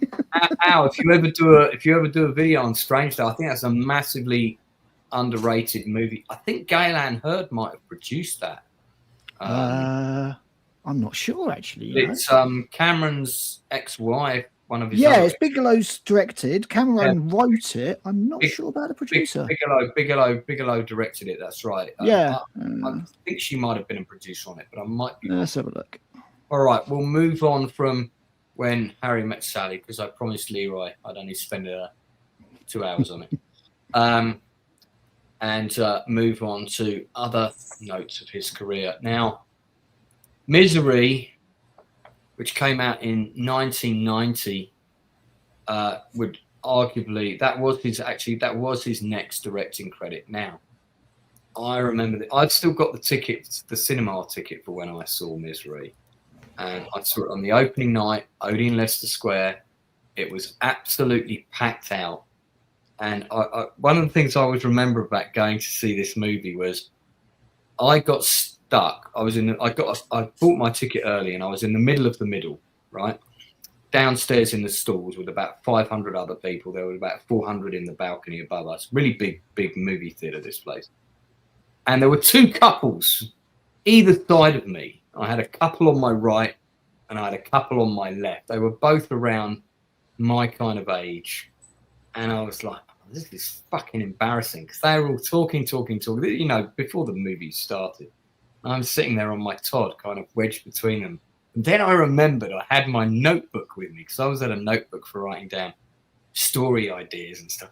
So I got it out and I wrote in really big letters on the top page and held it right in front of me so they could see film review, Misery, rating out of 10, acting. And I started putting all these little headings for different things. And yes, I'm here on my own because I'm a film critic, obviously, and that's why I'm here. I'm reviewing the movie. That's why I'm on my own. So, and I remember the girl who was on my right, kind of looking over my shoulder and sort of taking note of everything. And she kind of gave me a little nod. Oh, right, you're here to review the film. Yes, I'm definitely here to review the film. It's all non-verbal communication, but that's what I remember before the film came on. Fortunately, the film was absolutely gripping. You could have heard a pin drop in the cinema. I haven't read the book. I've heard it's one of the best adaptations of a Stephen King book. I was already a fan of Jimmy Caan from A Bridge Too Far, and of course Godfather. This is his best performance. This is Kathy Bates' best performance. This is the first time I heard of Kathy Bates. I haven't seen the movie, but this was the first time I heard about her. Well, let's have a quick look. Another clip. Chilling. It's two of the letters of my favorite nurse's name, Annie. You fooler. Did I do good? You did great. There is just one little thing. I can't work on this paper. See, it's crassable bond and it smudges. So I thought maybe if you went back into town, you could bring me some white long-grain Mimeo. But mine costs the most. So I don't see how it can smudge.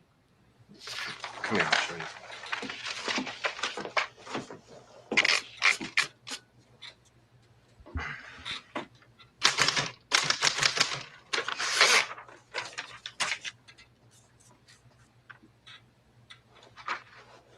Smudge. Oh, it does smudge after all. Isn't that fascinating? I thought you'd be interested. I'd like for you to be in on everything, Annie, not just the finished book, but how it's written. Thank you for thinking of me.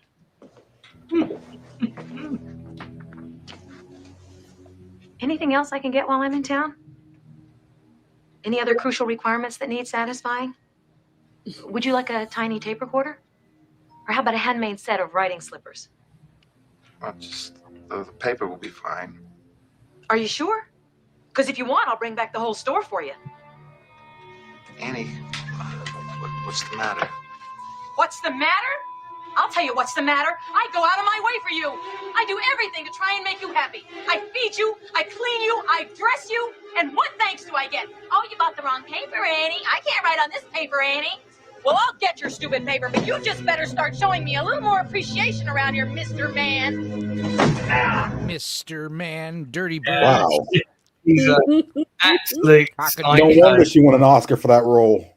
As Bush McFarlane says, Annie Wilkes is one of the greatest, most terrifying villains ever. I mean, yeah, she's up there with like also, Nurse Ratched for me. She's also because you know James chilling. Caan's like in a wheelchair and stuff, which makes it even worse. And yeah, I mean, I talked about how like that movie that book is all about Stephen King overcoming his cocaine addiction.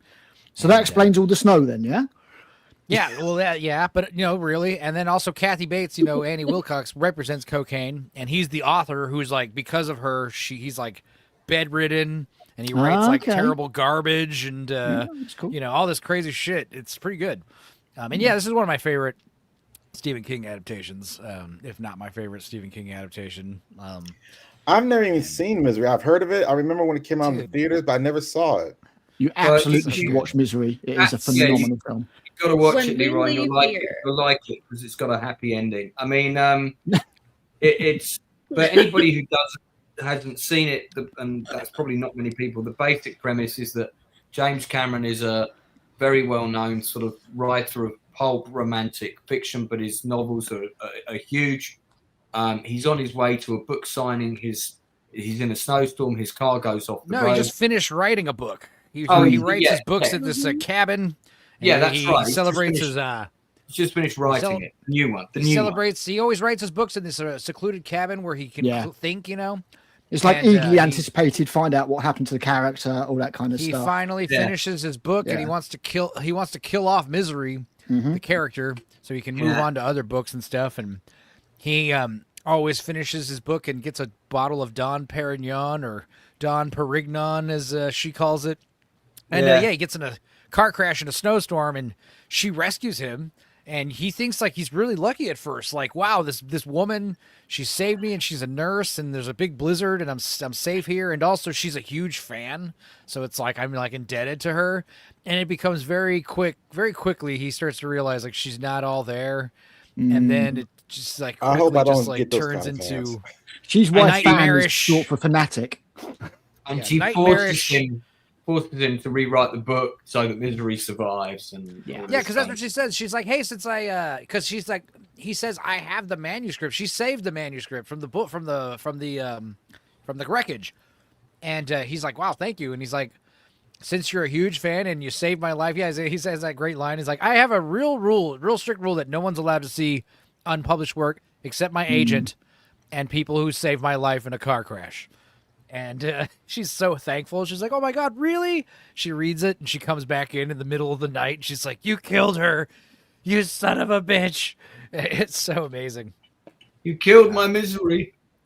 Yeah. Sharon Greenlance. You should see what she does when he tries to escape. You need to watch the film. Ever have a fan like that.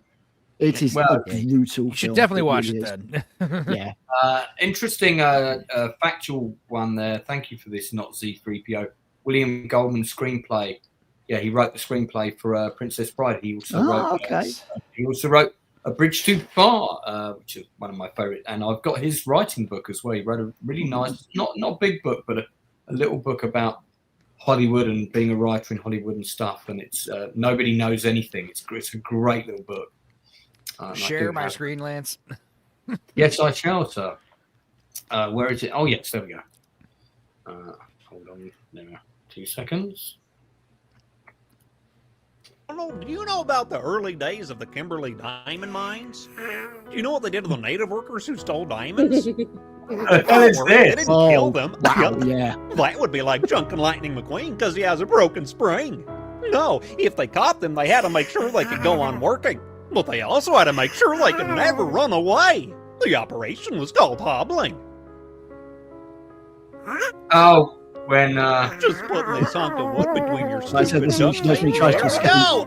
Yeah, you're a dirty birdie, Donald. Oh, whatever you think you're about doing, please don't do it. This bit in the cinema, man. Oh man, this is brutal. You heard everybody screaming. It's for the best. Almost done. Just one more.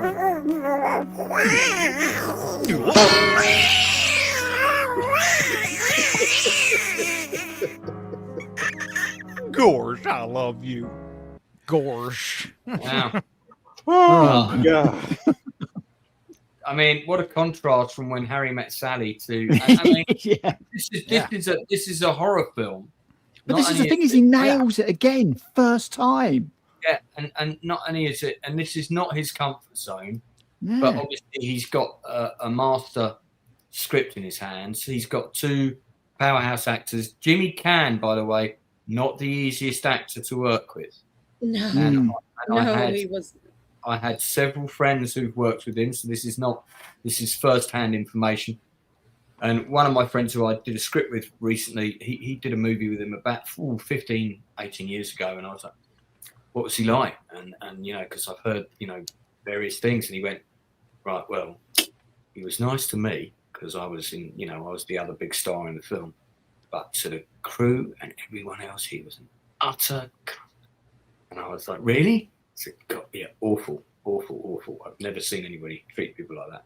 So I wonder how, I mean, I don't know if he was like that on Misery. Or Godfather. I mean, again, I had a friend who worked with him on Alien Nation. I think in Godfather, you know, he was a bit younger then, maybe not quite so bad. But I had a friend that worked with him on Alien Nation, said exactly the same thing. So this is really a two-hander. I mean, you've got Richard Farnsworth in it playing the sheriff. He's a great character actor.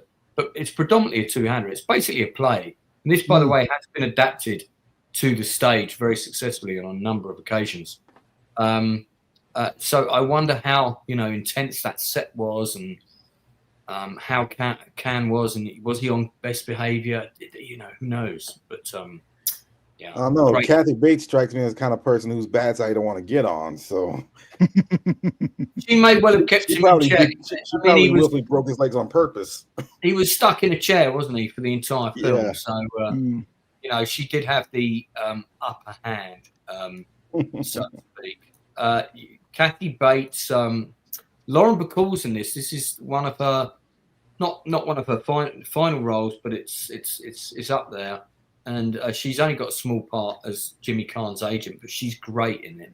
And it has that Hollywood, old school Hollywood awe about her in the movie. Was Lauren Bacall married to Humphrey Bogart, or was that Ingrid Bergman? I'd have to do a Wikipedia to check It's that. Lauren Bacall. All right. Well, this also has one of the best fight scenes between a man and a woman, you know, trying to literally kill each other in the last 10 minutes of the film. And as the audience, you are, even though, you know, James Caan's character is not the nicest guy on the planet in the movie, by the time you get to the end of this, you hate this woman so much. You absolutely are rooting for Caan to get the upper hand in this fight. And it's so well directed, it's so well choreographed, and he manages to get the upper hand and grabs this, I think it's like an iron, smashing her on the side of the head with it.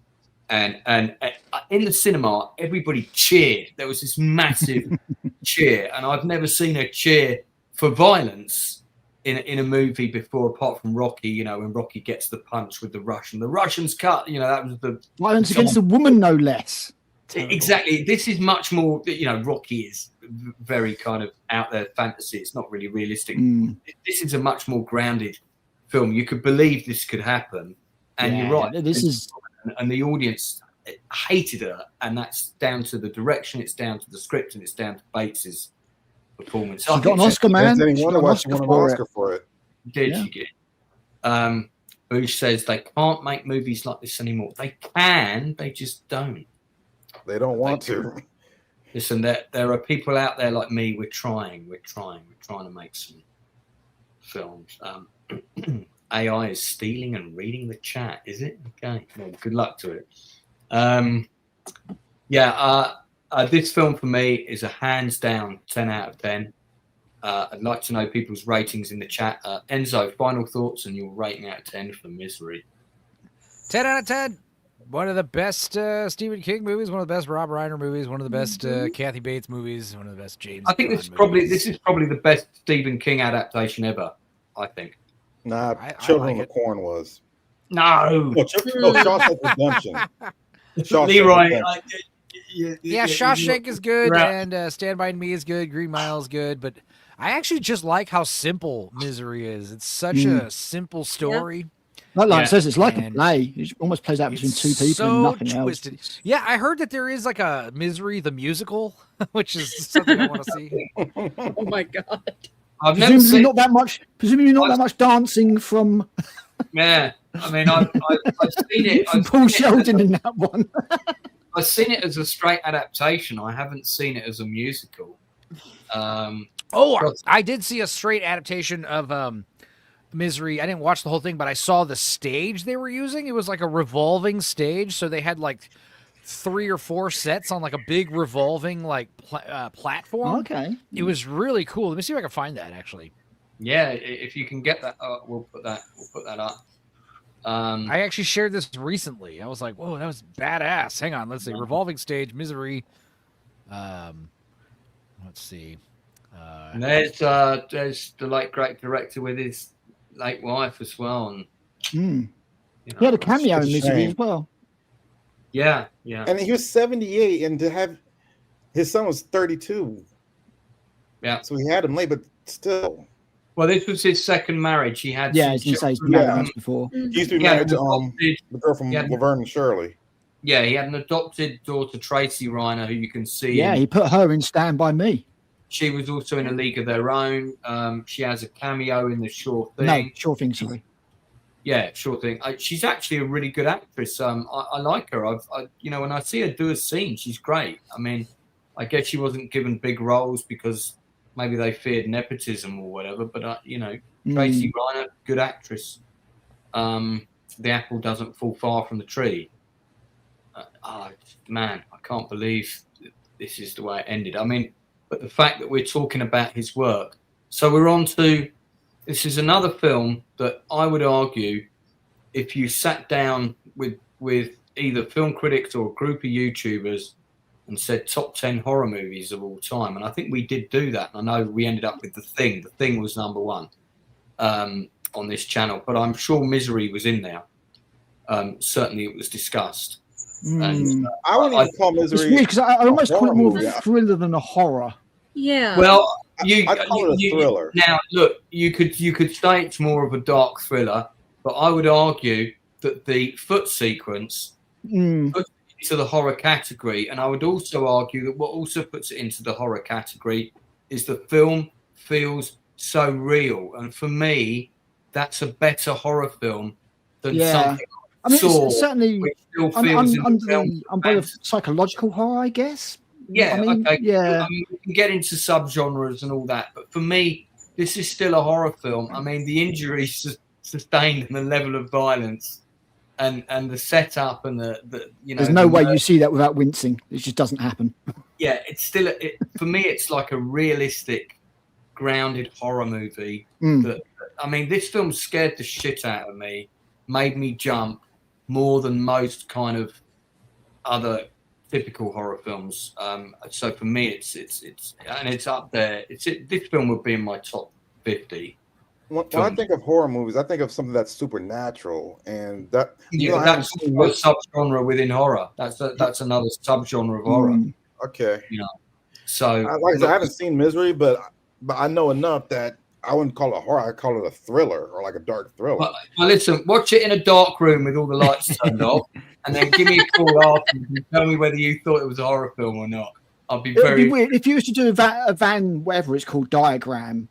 Yeah, Leroy, watch it with horror in places and not in others. Your parents, watch it with your parents, Leroy, and we'll get you and your parents to come on. My parents won't watch it because I'm sure because Radar, I'm sure it has a lot of cussing in it, and my parents don't watch movies with a lot. Actually, do you know what? It doesn't have a lot of cussing. No, she's actually quite well spoken, which is the scary thing. She doesn't like swearing, and she has all these like made up swear words. Cock-a-doodie, and she because she cusses out. I think Khan swears once, and then he doesn't swear. It's definitely a film everybody needs. I mean it. I've only ever seen this film once, and it's just stayed with me. That's how good it is. You gotta watch it. I'm so glad I saw it at the cinema, though. In a cinema with like 900 people. Because that the impact that had with everybody reacting and jumping at the same time and gasping. Like the bit where we all knew she picked up on the duck being moved and stuff. Yeah, there's so much tension, isn't there? So much tension. the tension is incredible. It's through the roof, it really is. Yeah, so like I said, it's a 10 out of 10 from me. Enzo, I think you said a 10 as well. Critical? Yeah, 10. It's not my favourite Reiner film, but it is a masterpiece. It is a 10 out of 10, absolutely.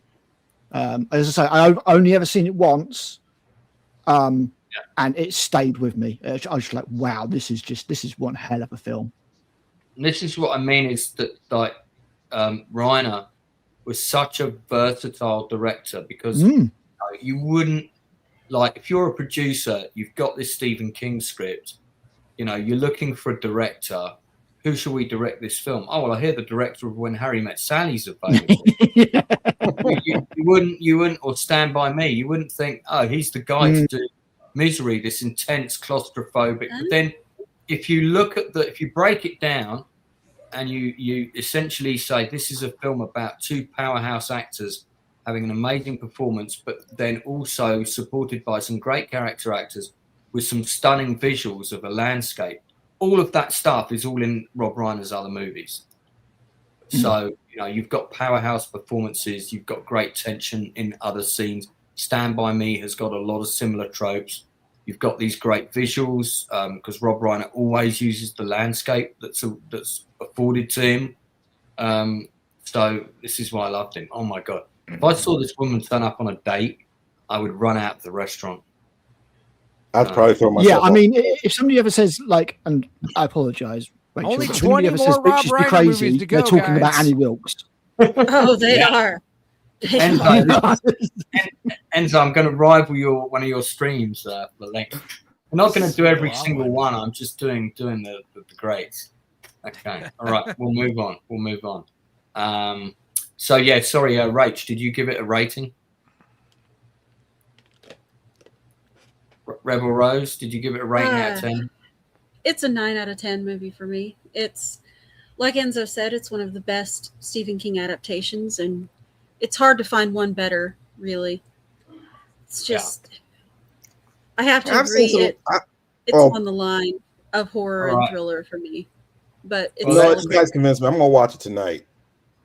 All right, good. Listen, Leroy, it's a solid film, man. I'll be very surprised if you don't like it. All right, now this movie I did like. Let's watch it. I'm saying it because I'm a veteran, so I first saw it when I was in the military. All right, well, you can talk about it first. Let's watch the clip first. You snotty little bastard. Your Honor, I'd like to ask for a recess. I'd like an answer to the question, Judge. The court will wait for an answer. If Lieutenant Kendrick gave an order that Santiago wasn't to be touched, then why did he have to be transferred? Colonel, Lieutenant Kendrick ordered the code red, didn't he? Because that's what you told Lieutenant Kendrick to do. Object! And when it went bad, you cut these guys loose! Your Honor! You had markers inside a phony transfer! Your Honor! You doctored the logbook! Damn it, Captain! You coerced the doctor! Consider yourself in contempt! Colonel Jessup, did you order the code red? You don't have to answer that question. I'll answer the question. You want answers? I think I'm entitled. You want answers? I want the truth! You can't handle the truth! Son, we live in a world that has walls, and those walls have to be guarded by men with guns. Who's gonna do it? You? You, Lieutenant Weinberg? I have a greater responsibility than you can possibly fathom. You weep for Santiago and you curse the Marines. You have that luxury. You have the luxury of not knowing what I know, that Santiago's death, while tragic, probably saved lives. And my existence, while grotesque and incomprehensible to you, saves lives. You don't want the truth because deep down in places you don't talk about at parties, you want me on that wall. You need me on that wall. We use words like honor, code, loyalty. We use these words as the backbone of a life spent defending something. You use them as a punchline. I have neither the time nor the inclination to explain myself to a man who rises and sleeps under the blanket of the very freedom that I provide and then questions the manner in which I provide it. I would rather you just said thank you and went on your way. Otherwise, I suggest you pick up a weapon and stand a post. Either way, I don't give a damn what you think you are entitled to. Did you order the code red? I did the job. Did you order the code red? You're goddamn right I did!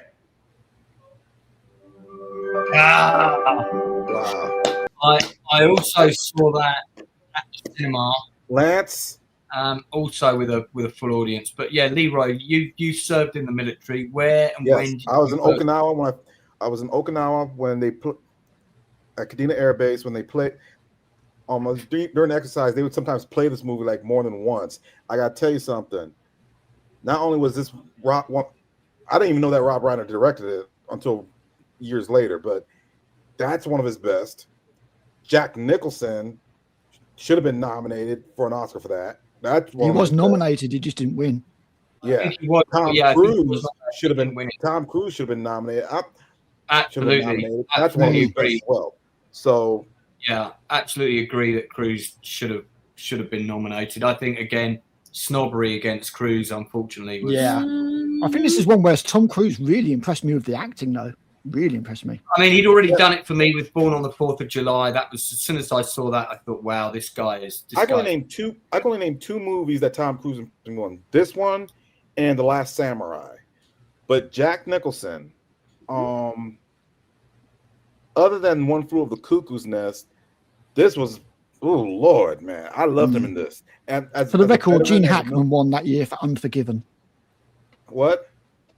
For the record, Gene Hackman won that year for Unforgiven over Jack Nicholson. Yes, so that's how old that movie is. This movie is. So I mean, I don't know how many times me and my coworkers and friends we saw this movie at work while we were doing an exercise, because it says a lot about I can only go about my experience. Like in the Air Force, they say you can question authority or question orders, but in reality, you're not supposed to, because it's like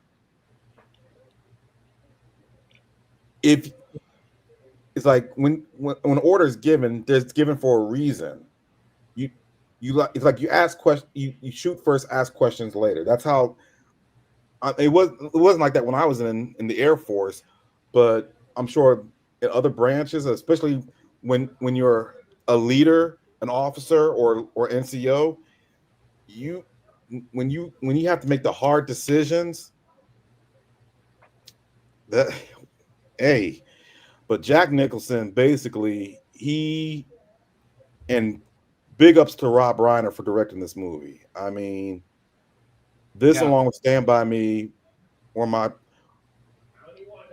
probably one of his best as far as directing goes. And as a veteran, this is probably one of my favorite military movies. Well, it's interesting to note that 200 off-duty Marines were allowed to serve as extras in the film for all the base scenes and stuff like that. But the production was denied permission to film at the Marine base court, Camp Pendleton, and all the courtroom scenes. My cousin was stationed there. Yeah, it was all shot elsewhere. Yeah, my cousin, and there's no such thing as an ex-Marine. He's a chaplain in the Navy, but he did 8 years of pilot in the Marines. So he was stationed at Camp Pendleton. One of the things about the film is it was written by Aaron Sorkin, huge powerhouse name, who of course would go on to develop things like The West Wing and stuff like that. It's also been staged as a play. Now I have seen this in London on stage with Rob Lowe playing the Tom Cruise role. And he and Tom Cruise were on The Outsiders together. Yeah, that's right. And Cruise did come and watch him. Sadly, not the night I was there. And the actor who played the Jack Nicholson role was a friend of mine. So I wrote to him, and I was taking I had a date with me, and the girl I was taking on the date had never been to the theatre before. She'd never seen a play. She'd never seen a musical. She'd been to the movies, but she'd never seen a play. So I got given these tickets to a few really good seats, and we went and we were very up close with Rob Lowe, and I forget who played the Kevin Bacon role, but it was another pretty big actor. Oh, it was the gay actor from Doctor Who, the one who Jack, what's his name? He plays the Kevin. Michael Barry. Yeah, Barry. Barrow something. Barrow? Yeah. Barrow. John Barrow. Yeah. John Barrow played the Kevin Bacon role, and it was John Barrow, Rob Lowe, and this actor who was in Bad Girls, who played the main prison guard in Bad Girls, played the Jack Nicholson. Lance, did you see Kevin Bacon's dedication to Rob Reiner today? Yeah, I did. I'm going to talk about it later. I've actually written an email to Kevin Bacon about that. I'm going to talk about it a little bit later. So so this film always stayed with me. It was great that they were able to put it on stage. It was very successful in London. A lot of people went to see it. And this is a film as well that's aged really well. You can watch this movie now, and it still feels as good and as powerful. Again, great to see Cruise. You watch his performance in this, you realise, he kind of was robbed of an Oscar nomination for this, without a doubt. He's holding his own against Jack Nicholson in that scene. That's not easy to do for any actor. And this is only Cruise's maybe sixth or seventh movie, I think, something like that. Maybe he's pretty young still. He did Cocktail around this time, just before this, I think. Great supporting cast in this. Christopher Guest once again appears in A Few Men as one of the other witnesses, and he's great in it. And that was the first time I'd seen Christopher Guest in a role where I recognised him. I didn't recognise him in Princess Bride, although I may well have known who he was at the time, but I don't remember recognising him. Kevin Pollak is really good in this movie as well. And Guest has got this really strong Southern accent. And I was like, my God, that guy's not British.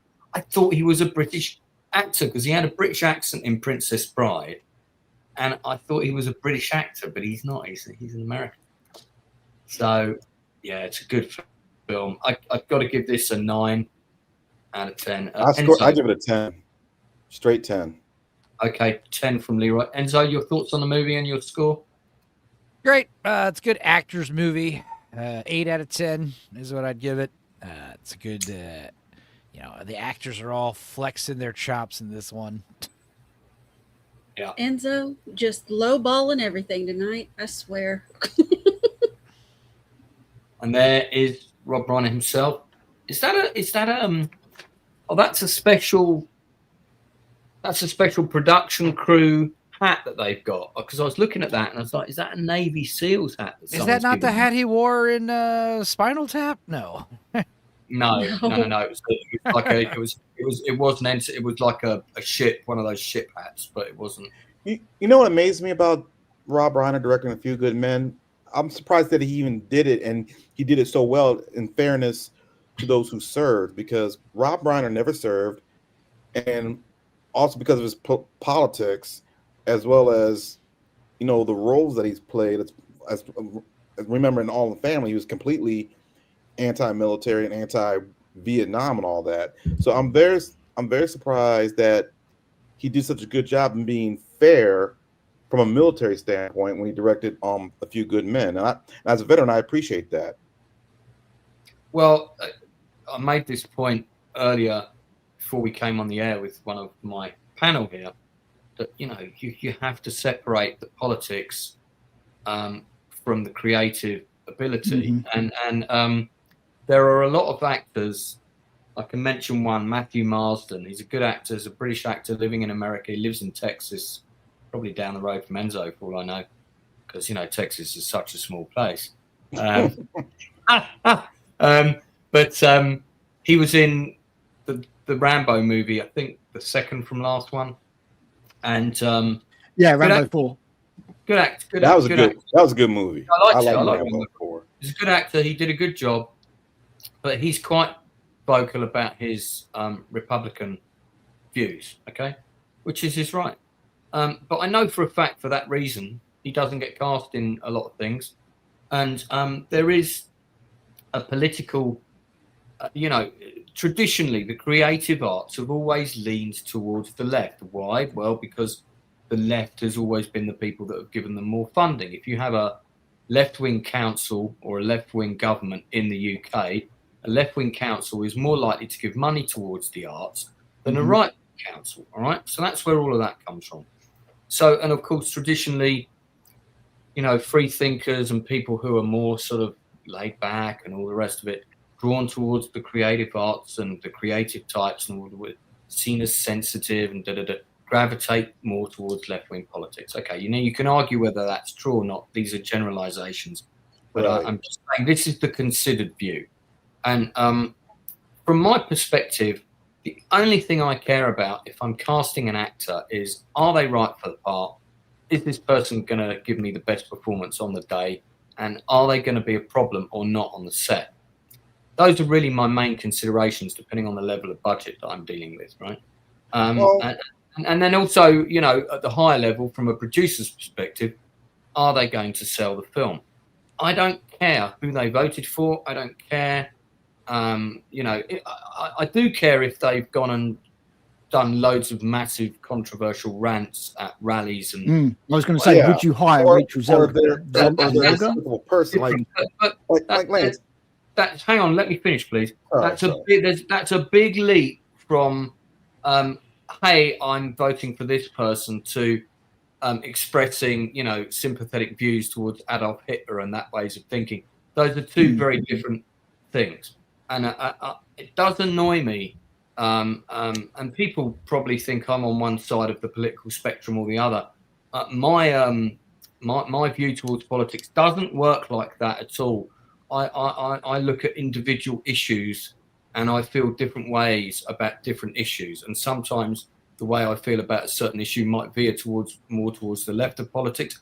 Other times it might veer more towards the right. But if you give me 10 issues, they're probably going to be split 50-50. I'm neither gravitating more towards one or the other. People probably think I'm more left because some of the history of my work or whatever. I'm sick of people being cast or not cast, or those decisions being influenced. I'm talking about what happened to Gina Carano here as a prime example. Yeah. That really annoys me, and there's no place for that. This is unfortunately one of the problems with social media, though, isn't it? Now that these actors have platforms, we know what they're thinking, and it's becoming more commonplace that people are being, cut out of creative choices. Actors, totally, there's a load of actors out there, I reckon, that don't say what they're thinking because they think they will. I think there's a lot of people that have been blacklisted just for doing, the odd tweet about. And I'm not going to talk about Trump or anywhere. That's not a discussion for today. But if somebody does a tweet about I'm voting for this person, I can guarantee you that in the industry, suddenly a load of doors have just closed to them just for saying that. Totally. Yeah, it doesn't even have to get political. I think it's scary that we've almost got to the stage where there is a right way to think and a wrong way to think, and that scares me. It's tricky. And I agree with you. I agree with you guys to a point, but a lot also. What bothers me about the whole thing is, and again, this is why I have great respect for Rob Reiner, is Hollywood seems to have selective outrage. We talked about this on Lord Tox's podcast. We'll ban Mel Gibson for supposedly having anti-Semitic views, but we still support Roman Polanski and Woody Allen, who are who are sick bastards. And it's crazy. And I agree with you. Stuff like that has no place when it comes to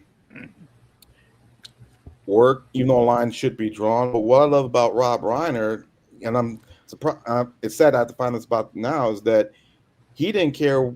He obviously didn't care who you voted for, what your political beliefs were. I mean, just ask James Woods. James Woods is a diehard Trump supporter, but he said Rob Reiner saved his life. Rob Reiner saved his career. And that's a really interesting story. He doesn't want to hear any trash from anyone, right or left, in disparaging Rob Reiner and his wife. Yeah, because Rob Reiner got him the role in Ghosts in Mississippi, and the producers. I haven't seen that movie. I haven't seen that movie neither. I've seen it. It's good, and the producers didn't want him because he was an outspoken Republican. And Reiner said, "I'm not doing the movie without him. He's the best actor for this role," and he was right. He was the best actor. And that's, as you say, that's all that should matter. Absolutely agree. Anyway, let's as you say, it's a violation of the Civil Rights Act. So there's lots of people that have been blacklisted for their political views, and it's the same in this country as well. That's why blacklists don't actually exist. There's no actual list. No, but they definitely it's a metaphorical thing. They say you know you'll win it. Yeah, they'll say you didn't get the job for any other. Yeah, you just won't get the calls. Yeah. But if they straight up tell you, hey, you didn't get hired because of race, religion, political views, that's illegal. You could sue the shit out of them. So they can't do that. That's why they always have to come out with a good loop around. Reiner's track record was pretty good. By the way, scores out of 10. I think we did them all, didn't we? For A Few Good Men, I said 9. Yes. Yeah, I gave it a 10. The only movie that I gave less than 10 that Rob Reiner directed was When Harry Met Sally. All the other movies that we talked about so far, I gave a 10. Few Good Men. Ratings in the chat, please, for people watching A Few Good Men. And also, I just want to give a shout out to my good friend Louise Andrews, who's been watching the show tonight for the first time. She's about to go to bed now, but she's really enjoyed it. So thank you for tuning in, Louise. I really appreciate that. Now, unfortunately, like every director, sometimes what seems like a good project doesn't necessarily always work out that way. And everybody gets to have their turkey, and again, Bruce Willis in the bunny outfit. It sounds great. Great idea. Let's do it. North. Again, this was a film that I like North. It's so weird. I'd seen A Few Good Men. I saw Rob Reiner was directing. There was a strange young actor with really big weird eyes in it, and I thought he can't. The Good Son. It's a little kid. It's a kids movie, right? This is like his first family. I mean, no, Princess Bride, but I mean, this is. It's not a great film, and it's not aged well either. It's silly. The whole movie was a dream. You could tell it's based on a kid's book. I can only assume he Graham wanted Greene really, and the really late Graham Greene, the late John Ritter in it. Oh yeah, my favorite is when he goes to the Eskimo family. When he goes to the Eskimo family is the funniest stuff. Or also, who's the Texas family? It's Tom Arnold, right? And who's the Texas family? It's Tom Arnold, and who's the wife? I don't remember. But yeah, Texas is great. Got Bruce Willis as the bunny rabbit. Possibly his least favorite role. I'm gonna get some. No, he's been in way worse movies than this, dude. His last few films, but I don't feel like talking badly about that. Even that, the color of night from the 90s. Color of Night. It's way worse than North. North is fun. This was the film that got Frodo in the room for Lord of the Rings, though. So, so North is like a silly movie about little kid. What if you couldn't audition your parents? What if you didn't? What if you did get to choose who your parents were? And it's one of those movies where the whole thing was a dream. It's like It's a Wonderful Life. You're going to learn to appreciate the parents you have. Almost like the power of the kid's imagination, almost kind of thing, isn't it? Yeah, it's just so funny because you got all these various parents from various countries and cultures, like auditioning him. See, this is what it would be like to live in an igloo with us, and it's just weird. It's a fun little stupid movie. I don't think it's a great film, but I want to see if you're going to give it a higher rating than whichever film you gave a 6 out of 10. I rate this 5 out of 10. It's not got a great rewatch value, but it's it's got some nuggets. But it's. I'm sorry, guys. I gotta go. But all right, thanks, Leroy. Rest in peace, Rob Reiner. Lance, thank you. I will watch Misery tonight. Yeah, watch Misery, cool, and don't forget to pass on the invite to your parents. We look forward to inviting them on the channel. Cheers, Leroy. All right, so North. Well, we're not going to spend much more time on this because there are still some other good things to talk about. I do want to talk about Ghosts of Mississippi. That did not get cinema release in. So this is one I've not seen. Yeah, I think because North was a massive bomb, which was in 1994. So after that, the next film, and then this is when he sort of gets into the weaker kind of directing years. He did The American President, which is basically a love story. President is single and he's going on a date. Yeah, and it's not a great film, but has got some great moments. And one of the best moments in the film is the speech by Michael Douglas when he takes down Richard Dreyfuss. So Richard Dreyfuss kind of reveals that the president has gone on a date with this woman and kind of infers that the woman is a slut, which is, pretty nasty because Dreyfuss is positioning himself to become the president and take the president down. And I think Dreyfuss is the vice president maybe, or he's certainly someone of quite high standing. This film is worth watching for that end scene alone. I would say it's probably a 6 out of 10 for me because the film's just not that gripping. It's okay, and the leads they're convincing, and Michael J. Fox is good fun in it, as well as kind of he's kind of like the PR guy. Martin Sheen is good in it. It's very West Wing. But it's a film I've watched about 4 times, and every time I've gone back to it, I've enjoyed it because the performances are so good. It's just there's not enough oomph in it, but it is worth watching for that final speech, which is a really great piece of acting. Has anyone else on the panel seen it? Yeah, I have seen this because it's got Michael J. Fox in it, and I've actually made a point of watching, especially stuff he did later on. I thought it was all right. It's it's okay. Political drama, pseudo romance type thing. I just didn't really care for it. It's not my kind of thing. But it's all right. It's all right film, I suppose. Rachel? Nope, I never saw it. If I was going to watch a movie about the president, it was Dave before anything else. I love Dave. Dave is great. Dave is good. So good. Enzo, have you seen this? No, I remember the trailer for this movie, and the president is going on a date? What? The president's got a girlfriend? Okay. All right. Well, we'll move on. But yeah, it's a 6 out of 10 movie for me. I probably will watch it again at some point. It's one of those ones where if I'm scrolling through Netflix or Amazon, that was the last time I watched it. So it's there, and I was like, I kind of vaguely remember enjoying this. We will indeed get a report from Leroy on Misery. I wonder if he can convince his parents to watch it. 6.5 from Paul. All right, let's move on. I give it like a 5. Honestly, it's just it's all right. God, I'll tell you what, it's got proper cold in the house. Yeah, we are in the midst of winter. So the film in question is listed on IMDb. So we're talking about the one with James Woods now. It's listed as Ghosts of the Past, but it was actually released in the UK on video as Ghosts of Mississippi, which is its more common title. Mm-hmm.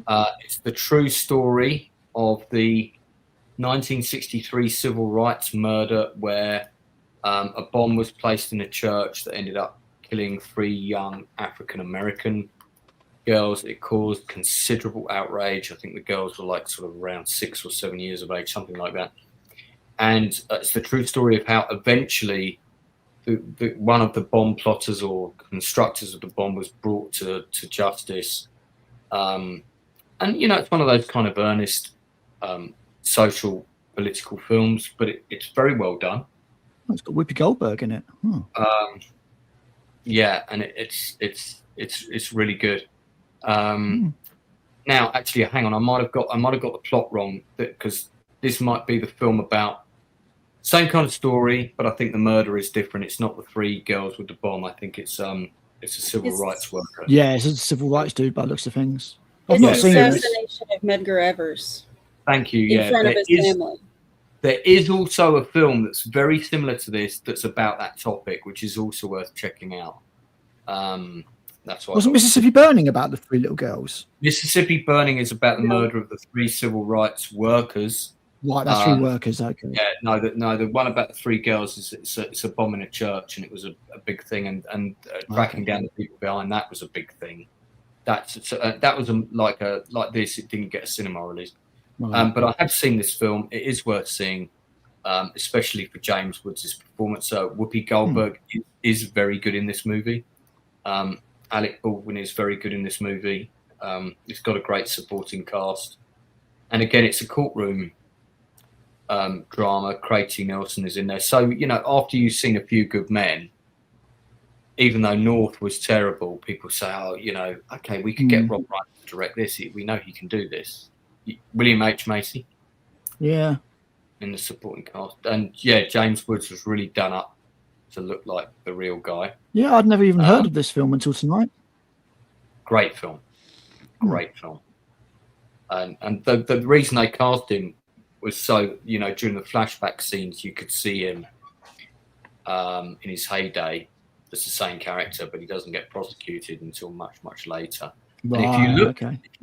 look there in that courtroom scene, now who's that on the left playing one of the lawyers? I'm all right.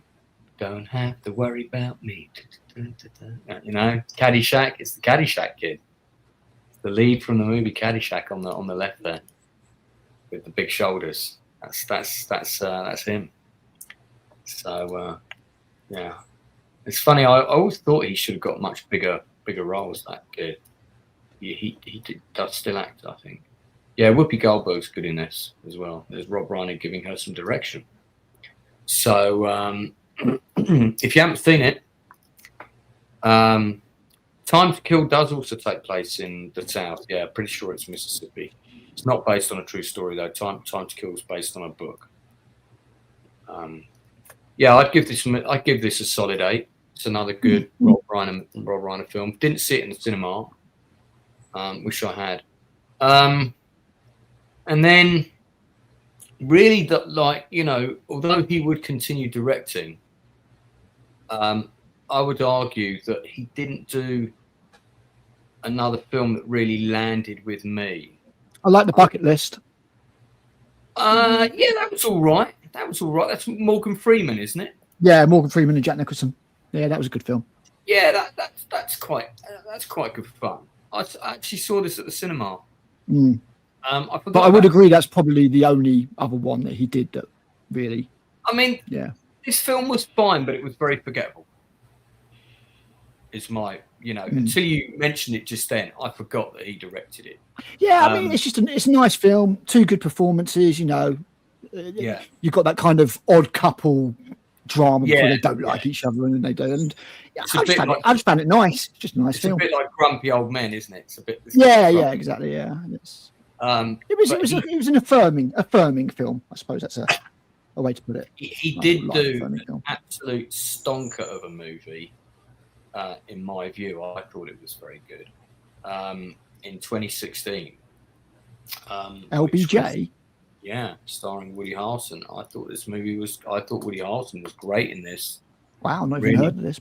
I'm not big on American politics, to be honest, but Lyndon B. Johnson. It's a political biopic, but you look at the cast, you've got Richard Jenkins, one of my favorite actors of all time, Bill Pullman, Jeffrey Donovan, Jason Lee, love her as well. It's a good film. Who else has seen this one? Anyone? No? My blimey, we had a really big tumbleweed roll across the Wild West town when I said that.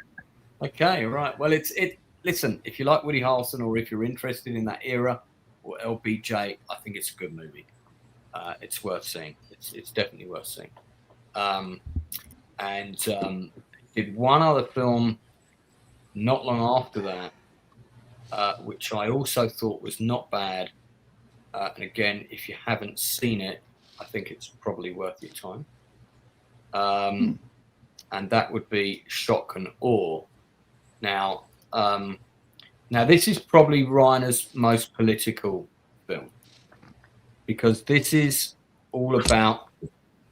This is very much the reason I like this film as well was because we all know in the UK that the war in Iraq and the whole kind of intelligence on the missiles that can be fired at Europe, Saddam supposedly had weapons of mass destruction, WMDs. We all know that's bollocks. We knew in the UK it was bollocks at the time. That's why 6 million of us went out and protested and said we don't really want to go to war with Iraq. Tony Blair, thank you very much. it's bollocks. We knew it was bollocks. People were murdered over that intelligence, like David Kelly, who... I remember that, yeah. They would like to have us believe that Dr. David Kelly, who was one of the people that tried to actually say, no, my intelligence has been reframed, and then he supposedly was Epstein, suicided or committed suicide. The whole circumstances of his death are extremely suspicious. Yeah, wasn't that gentleman blind? Kelly? Yeah.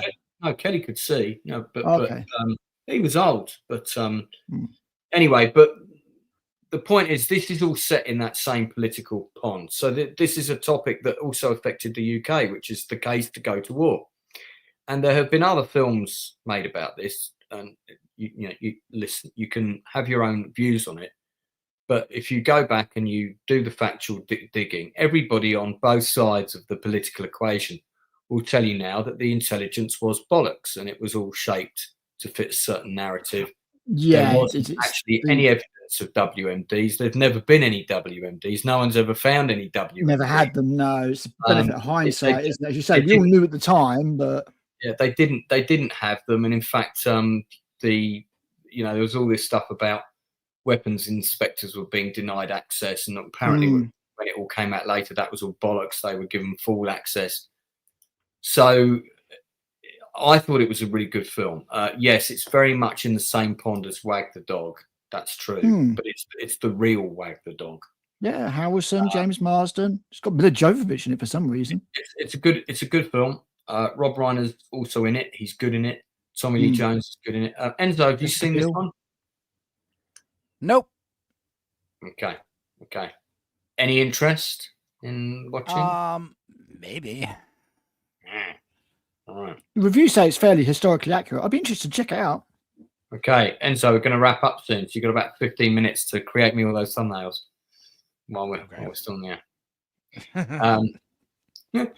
Yeah, so shock and awe. Listen, I think it's a good film. Bush McFadden says the intelligence was solid. Yeah, okay. Well, you can say, yeah, there was production elements, but yeah. All the whole thing about, they were years off making anything that was going to be a problem. Yeah, and the 45 minutes was all bollocks. So Bush is saying, Enzo, you've got to do yet another stream after this. So yeah, Enzo doesn't eat. Are you doing another stream after this? I'm going to be on AJ's at like 3.5 hours. And it doesn't stop. I gotta go get a Grinch. I gotta go get a Grinch meal from McDonald's to eat. Hey, the pickle fries are quite nice. I do these what I hear. So it sucks though because I have to go. I'm gonna get extra pickles so I can put it in the pickle salt in the Coca-Cola as well. But but I just called the McDonald's and I found out I got to go to the McDonald's that's like 15 minutes away, not the one that's down the street because they're all out of the Grinch salt. Oh dear, Enzo is not loving it. Also, yeah, the one I have, they don't have any more Grinch boxes, so I won't get the box. I won't get the socks. Sons of bitches. I gave the socks to my wife. They were far too colourful for me. Before we divulge into Grinch underwear discussion, let me refocus. So we've come to the end of our discussion of Rob Reiner's films. Now, towards the end of his career, he kind of went back to acting, which I suspect he missed because, acting is more fun than directing. I'll tell you now. I mean, do you think that Shock and Awe might have put him in director's jail because he got too political? No, because he did that quite late. It was about 2016. Yeah, I'm just saying he didn't make a film for 6 years after that. Well, don't forget, by then he was, late 60s, early 70s. True. I think you kind of look at what you're doing in your life. Was not a young man. He does actually have one more film to come out. He does. Isn't it Spinal Tap 3, the Stonehenge? Spinal Tap at Stonehenge, the final finale. Final finale. It's completed. So that will be released posthumously. Well, I mean, Spinal Tap 2 only felt like half a movie. So yeah, I've got a review coming out on it. Just to put very simple spin on it, it felt like exactly what it was. It felt like a band trying to recapture old glories, and most of it didn't work. But there was a couple of bits here and there, and I was like, "Yeah, that's pretty cool." There were it was exactly the same as if a band picks up after 20 years and releases an album. It's exactly. There were a couple of bits that were really fun, but I got that's it exactly. A few bits that were okay, but none of the clever subtext or anything like that. A few of the cameos were fun, but I didn't think it was great. I got the impression that it was shot in a hurry and around people's schedules. I didn't feel like the actors went and did 4-hour improvs for each of No, these. I mean it's only about an hour and 20 minutes long as well. So I don't know if there is stuff on the cutting room floor for this one, but it just felt more cynical. I felt very little, and I felt that was a shame. I don't know why we're being shown this American Music Awards nonsense, but so I mean, but nevertheless, you know, even an average Reiner movie is probably still watchable. But when you look at his career overall, you can argue that he's made 5 of the most iconic films in cinema. Like genuine 10 out of 10s type, films. Yeah. And I think the really amazing thing, Lance, is that he turns his hand to something for the first time and nails it. Princess Bride, first fantasy film, nails it. Misery, first debatably horror film, nails it. You know what I mean? He just and he gets the best out of his actors. The films that he does are some of the best performances from those actors, like A Few Good Men, like Misery. Sure Thing. I think he was an extraordinary talent. Sure Thing is one of the best teenage romance comedies ever made. Lots of people. Yeah, it's a lot of fun. I really like John Cusack in that film. Yeah, it's a fantastic film. I mean, that scene where they get chucked out the car and he's like, I can do show tunes. I can do show tunes. Feelings. Never more than feelings. And he jumps up on the bonnet of the car. And it's a teeny bit predictable in the whole, like, she doesn't like him at first. I know. But that's just a standard kind of 80s motif, I suppose. It's got those tropes, but it's, I mean, we all kind of... There's a lot of charm in it, like most of his films. I think that's one of the things that I get out of his film is that there's a lot of charm. You'd say there's no charm in Misery, maybe necessarily, but even there's something about that performance, something he brings out. Certainly of Kathy Bates. I've seen Misery once, and I will never ever forget that film. But Misery's got the nice balance with Richard Farnsworth and the sheriff, and he's doing the investigation, and he gets so close to kind of solving it, and that whole narrative as well. And when he gets shot, I mean when he got shot, absolutely. I was just thinking actually, when did no, because he was such a nice character, and you really wanted him and his lovely wife to kind of Fargo is 1996. I'm wondering if So I mean, it's awful. One of the things it's such an unfair way. The guy should have gone peacefully. We'll talk a little bit about they passed away on the Sunday. Both, unfortunately, the son's just been charged with murder. I saw that. He has been charged. I mean, this is the awful thing. Their daughter Romy discovered their bodies. Right? She called the Los Angeles Fire Department and the police. Then she called Billy Crystal. He came over. Yeah. And I know he was filmed crying outside the house, and it's just awful. I mean, I think the problem is mental health and drug addiction and all these things. These are huge things in society now. They were things that always felt on the fringes of society when I was growing up. You heard about drug addicts and stuff in the 70s and 80s, but you never really saw one. And now, of course, we have, I can walk 2 streets away and I can see a heroin addict probably within 500 meters of where I'm talking to you. Oh yeah, for sure. The crackheads in Nottingham City. Yeah, I mean, with Enzo, he's in a fort with a moat and a crocodile and stuff, and there's like 500. It's like a scene from The Walking Dead where Enzo is just fending them all off, sieging his house. I mean, it's hard to it was so hard to digest it when I heard it. It's a shocking one. I mean, Hollywood families have got a history of being a bit twisted, I suppose, and a bit messed up. So you don't expect this.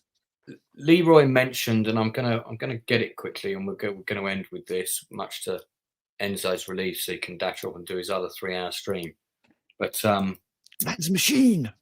Leroy said, had I seen the post that Kevin Bacon did. Oh right, yeah,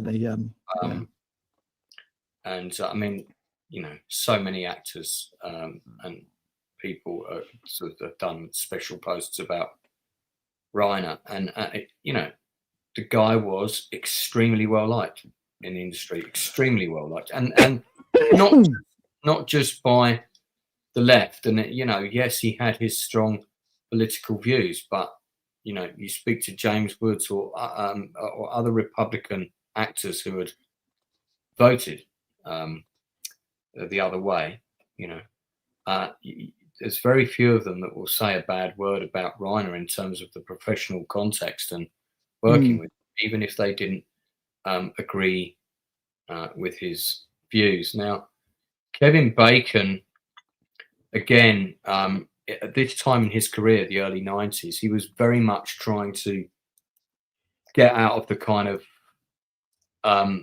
footloose, charming actor role, and he was making a very concerted effort with his choices to show people he could really act by, for example, the performance that you see of his in JFK, which is fucking genius. He would not have been an obvious choice to play a military, you know, lawyer in A Few Good Men. Anyway, he did this video, and as soon as I saw it, I thought, right, I'm going to send him an email, because I've got a route to speak to Bacon. So, which I'm gonna write to him after this stream before I go to bed. I don't know whether you guys will be able to hear this. Tell me if you can. It looks like it's got subtitles, worst case scenario. Okay. Do this, but Rob Reiner did a job in A Few Good Men sometime in the 90s, I guess it was. And I was over the moon to get that job, because people may or not know, but this is Spinal Tap is my all-time favorite movie. And when he called me, I was just so thrilled. But the making of that movie was one of the best experiences that I've ever had on a set. He was so fun, you know, and it comes down from the top. You know, you can set a tone where people feel like we are working hard, but also working hard in a safe and pleasant and fun situation. You know, we had lunch together every day. I'd never done that with a director before or since. I'd never gone to have lunch, and Michelle would be there, and the two of them were so great together. Kira would come by. She was pregnant. She'd bring Travis. You know, it was a magical time. So I'm just sending love to everybody that knew him, because I know that everyone's hurting today. I'm not sure. So that's that. Could everybody hear that? Yeah. I heard all that. Yeah. So man. I think listen, you know, again, people have different views about stars. I have Kevin Bacon. I've said this many times. He's at the top of the tree of actors I want to work with. He's my number one American actor that I want to work with. The number one was always Gene Hackman until Gene Hackman retired. Kevin Bacon was always number two. I say this in Silver Screen Journey. And then and there's still a chance that could happen for me at some point, if I'm lucky. Fortunately, he's looking healthy and well. So, but for me, that's a very, very, very, very sincere video. You can see right before he recorded that, he's been in floods of tears. And I would argue that, and I'm probably going to say this to him in the email that I'm going to send him, that you can see, because A Few Good Men was very much an actor's piece. It was it's a stage play essentially on film, and Bacon has a really good role in it, which he plays with a bit of humor, a bit of suave, a bit of nuance, but also he's quite crafty, and he's basically, he's got to be the foil to Tom Cruise. And I mean, for an actor to hold their own against Tom Cruise in a scene is also requires a pretty good level of skill, because Cruise doesn't do anything under 90 miles an hour at all times. He throws himself in with that energy. I mean, it's a certain style. Not everybody likes it, but I happen to think Cruise is a fantastic actor. His dedication alone always sells. I agree there. There's a man there that genuinely loves movies. Yeah. I think he's probably a better actor than sometimes he shows, if that makes sense. I get if he got something between his teeth that he really could get stuck into, rather than just another bloody. Don't get me wrong. I would love to see him do a much more grounded role. I mean, you could go back and you could make a film about the character he played in Magnolia, and you could do a feature film about that character. Yeah, that kind. That role in Magnolia is, I would argue, is probably Cruise's finest hour, because he's so good in that. I just think if the right director challenges him, I reckon there is a level of Tom Cruise that we haven't necessarily seen. I think he could really bring it. I mean, when I watched Tropic Thunder, I didn't know it was him. But bringing it until the end, and then I was like, "Shit, that was Tom Cruise!" You're having a laugh. Bringing it back to Bacon. What I was going to say was about this film, which I noticed because I was really everything that Bacon did, I watched. I've seen every single film he's done. Everything that went straight to video with him over here. Like the postal, the delivery guys on the bikes in the racer bikes, Silver something it was called. I rented that out as soon as it came out. Not the best movie he's ever done, but he was in it, so I rented it. Quicksilver, thank you. What I noticed about him after A Few Good Men was the versatility and the range of his acting and the power of his acting took a massive leap. And I would, if I ever got to interview him, I would ask him the question, how big an influence do you think on your ability was the time that you got to spend with Rob Reiner? Because for my money, I can definitely see a leap there. And I would love to know his answer to that question. And I bet he would tell you that, his influence was huge. And this is an actor's film. This is a stage play on screen. It's all talking heads. It's not action. And Bacon's got 112 acting credits. Yeah, he's a fantastic actor. I absolutely love him. And whenever he's doing something, I always want to watch it. Even his videos with his pet llamas, I'll tune in to check out. He's got like a farm, isn't he, with loads of llamas and things. But Bush says he hated his character in The Colour of Money. Well, yeah, there you go. That was the intention. So. Yeah, but that is another sign of a good actor. When you hate, and I mean hate with an absolute vitriol that you've not felt before, you hate a character. That is a bloody good actor doing that. I think Bush is talking about Tom Cruise, but anyway, whoever it is, I mean, just to have that. I mean, again, if you're talking about Misery, there's not one person there that isn't on Paul Sheldon's side, willing him to win that confrontation. No, absolutely. Not one, because everybody hates Annie Wilkes so much. Yeah. However damaged she may be. All right. Well, we've come to the end. The late one, isn't it? Yeah. That's all right. I'm got to get up early tomorrow, and it's we're in the Christmas season. It has gone a bit late. That's okay. We're only clashing with Dark Hour, so nothing important. So, what's that? He's not streaming. No, he streams like He only does it every other week. He's not even on tonight. Okay, well, there we go. Like I said, nothing important. So, this week, my next stream is I'm on with Mauler on Friday at 8 o'clock. So that is my last industry interview for 2026. Is it going to be 19 and a half hours long? Quite possibly. I think we'll probably be on for two hours at least. So maybe 3, but not 19, because then it would be cutting into when I'm watching Avatar the following day. Yeah, I'm going to see Avatar on Friday. I'll review it. So Enzo, our Nielsen ratings on the 23rd of December is our Christmassy one. But we are also going to discuss Avatar, Earth, Fire and Water. So either an Avatar woman with a big Santa hat on for the thumbnail, or maybe that plus a Hallmark thing.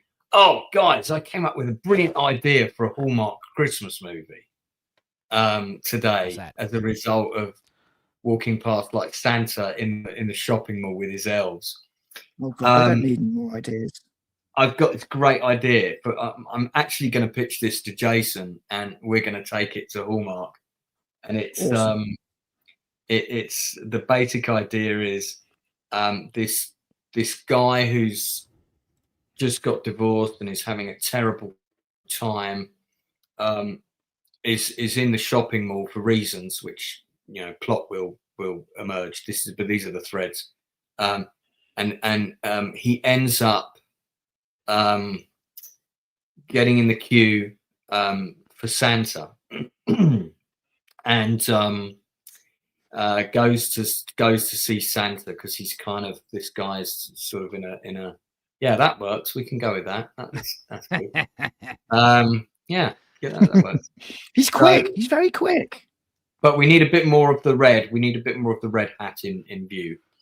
So sure. Yeah, he's in the queue. He's in the queue for Santa, and the Santa character, who's one of the other main characters, is this. I don't know whether it might be a woman who's had to play Santa because Santa's ill. So maybe one of the elves, you know, Santa didn't turn up, so she puts the beard on, and this strange man pushes in front of the queue, and he pours his heart out about his the destruction of his life and all the things that have gone wrong. And she ends up counseling him, and he goes back to his workplace kind of reformed and refreshed, and does an amazing job. And all the people at his work say, what's happened to you? You're like a changed man. Oh, the Santa in the shopping mall, they're this amazing, you know, kind of life coach. And I paid to see Santa because I was feeling out of sorts. I was drunk. That's right, he's drunk in my idea when he pays $5 to go and visit Santa. So all the people from his workplace think, oh, it's amazing life coach. Life coaches normally cost $200 an hour, but I can pay for one to go and $5 to get. So then now there's this massive queue of all these adults to go and see Santa at the shopping mall, and the kids are all getting upset because the kids can't get in because all the adults are going in to pay. Anyway, that's the basic story, and obviously it's got to expand out from there. But I think that'd be a great Hallmark movie, wouldn't it? There's obviously going to be a romance between Santa and, you know, the Santa counselor. It's very different from the idea that I had when you said Santa in the mall. I was like, Santa's in the mall, and then suddenly the mall gets taken over by like terrorists or something, and Santa now has to take them out. Now I have a machine gun. Ho ho ho. Exactly. Yeah, but he's like taking out activists and stuff. Yeah. There you go, Aaron Charman. I like this idea. All right. Well, look, that's it. But would you have it like? Would you have it been a good like experience, or would you have like the worst? That Santa is the worst therapist in the world for life advice and life choices. No, the idea is that this temporary Santa turns out to be this amazing therapist. As the word gets round, it takes place in a small town. Word gets round the small town that there's this amazing therapist you can see for $5 who's actually Santa's all the adults are like booking the time, and the kids get upset because they can't go. Ho! What did you like for Christmas, little boy? I'd like kids, to be happy, please. Yeah, so all the kids have bought the tickets. They can't get the tickets. Anyway, that's the concept. And I said I got something I'm going to pitch to Jason. I said we've got to write this, and because we can make a Hallmark Christmas movie, but we can make a fun one. I think we can make a fun one. So so next Tuesday we're going to be doing our kind of Christmas movies, and then on the 30th of December we are doing the best and the worst of 2025. Our favorite movies, our favorite TV shows, and our least favorite TV shows, Alien Earth and other stuff. But I think I watched my most disappointing movie of 2025 today, so that'd be interesting. Did you today? Tell us about it on the 30th. Hold that. I will. Information for now. I think also on Christmas Day and Boxing Day, between those 2 days, I'm going to do 3 streams. I'm just waiting for Enzo to supply me with the funny thumbnails that say "Make Lance's Christmas Less Shit," Part 1, Part 2, and Part 3, or something like that. I think he thought I was joking when I sent him that brief. I'm not actually joking. I do need those 3 thumbnails because I want to do 3 streams over Christmas so that I don't feel so lonely. So there you go, because I don't have any family. No one is here. Rather than Lance Saves Christmas, we can have Christmas Saves Lance. Well, basically, I'm just going to go online and talk to people, and cool. That way I'll be doing something. I have got someone to do Christmas dinner with. I've got a friend I'm doing Christmas dinner with, but they will literally be there for dinner and then they will be gone. Yeah. So yeah. That leaves all of Boxing Day completely empty. That leaves Christmas Day night empty. Christmas Eve, I don't think I'm doing anything. So I'm going to do 3 streams over that period.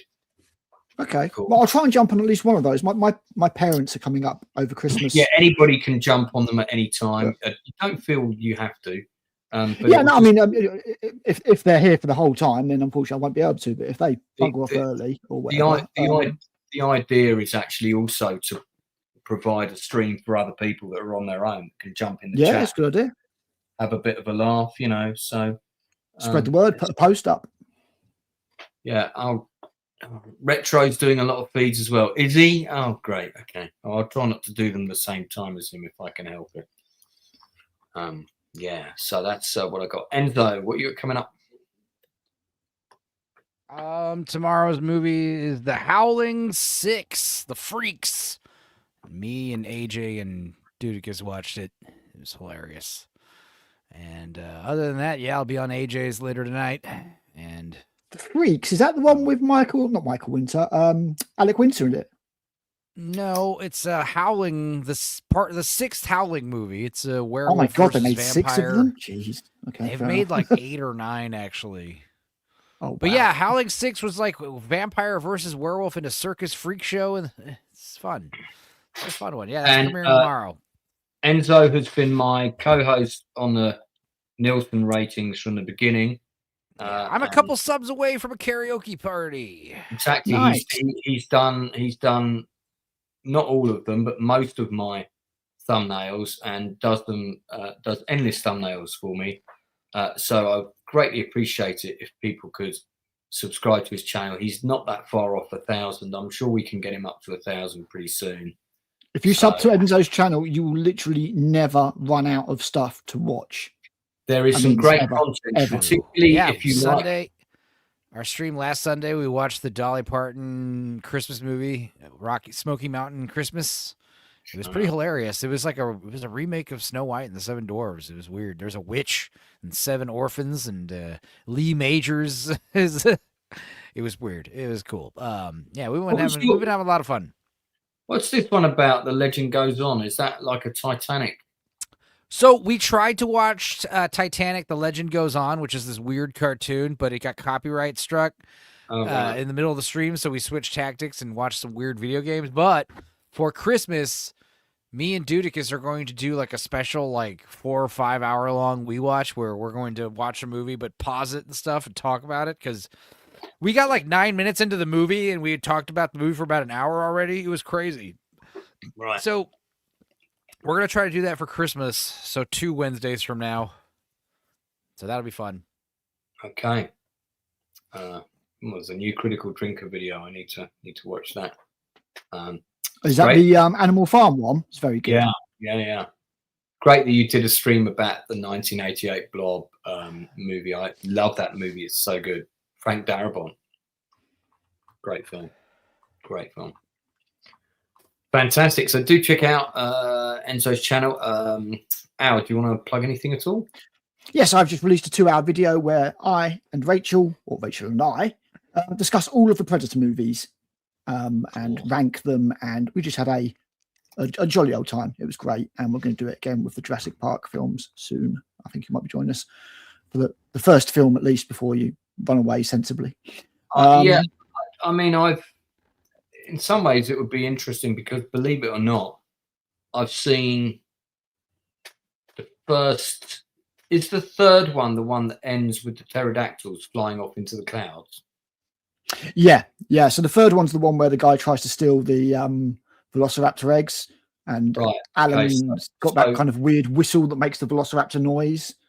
So it's the one where it's got a mobile phone or a satellite phone in a dinosaur, which is quite funny. It's funny when I put Critical into YouTube, all that I get up is all of the Critical Drinkers stuff. I know, but dude's just stealing all my thunder. It sucks. It's not like letting me find your channel at all. That's so weird. No, you'll find.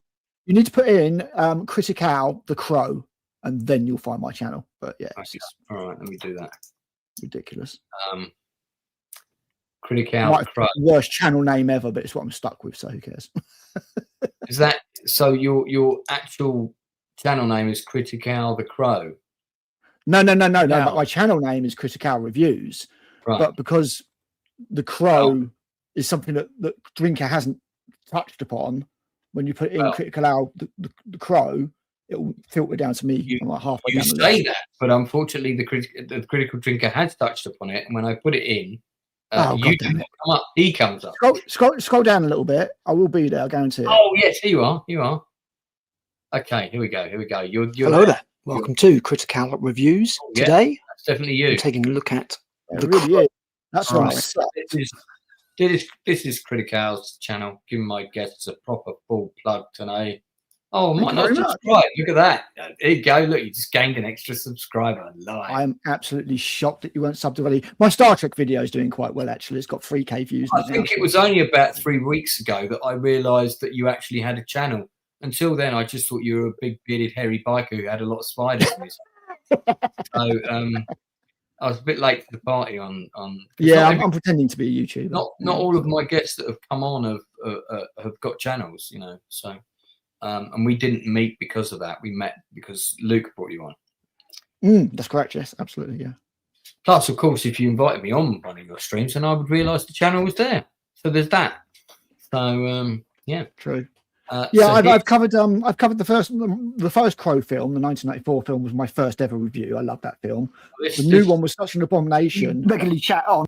This Predator stream has got very low views. So let's just pop that in the chat here because I think you get to hear Rachel's lovely voice, and Rachel's got some great insights. Exactly, you can hear Rachel's voice and bells. You do get to hear the bells. You get to hear the natural predator that is her kitty. Wow. Yeah, so Rachel, that was a lot of fun. We went through all the movies one by one in order of release, and then ranked them towards the end. See that one, Rachel? What you got? Yeah. Well, Rose, what you got coming up? Anything you want to plug? I'll be on Toxic Thursdays, and I'll be recording with Al, and I think I'm on for Friday's show with Northern English, but I can't remember. Oh yeah, Muppet Christmas Carol. That's going to be brilliant. Yeah, I am then. Yes, I am. I insisted. So that's my schedule for this week. Is that this Friday? Yes. Oh, I might have to pop on that. Also, Rachel Percy Art artwork can be found on Instagram. I found an account, but I don't think this one's yours. Because you haven't There's done two of us. Yeah, the other Rachel Percy Art's done a painting of Judi Dench. That's not you, is it? No, there are 2 artists with the same name. There's also 2 authors with the same name. So annoying. That's great. It's very annoying. It's funny. We're wrapping up for the last half an hour, but we've still got 11 people. That's pretty good. Oh, nice. I know. It's because of all that extra people that Enzo brought over. So those raids they work. Yeah, thanks very much for that, Enzo. You should stream right before me more often. Rachel Percy is available to do commissions of art for you. You can find her on Instagram.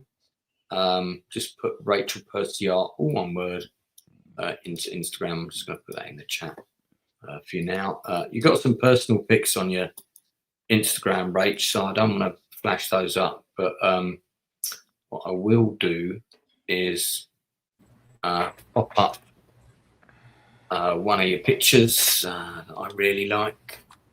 Not that one, because that looks like my ex-wife.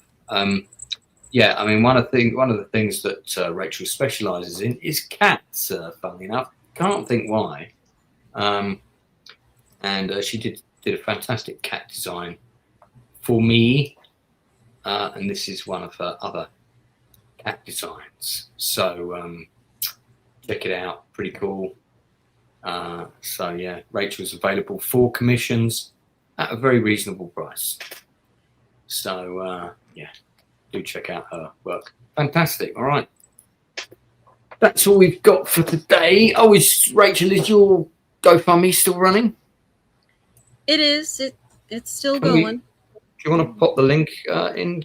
You're a moderator, aren't you? You can pop it into the chat straight away. Yeah, I'll do that. You can put that in the chat anytime you want while we're streaming. You don't even need my permission. You got my permission to put it in anytime.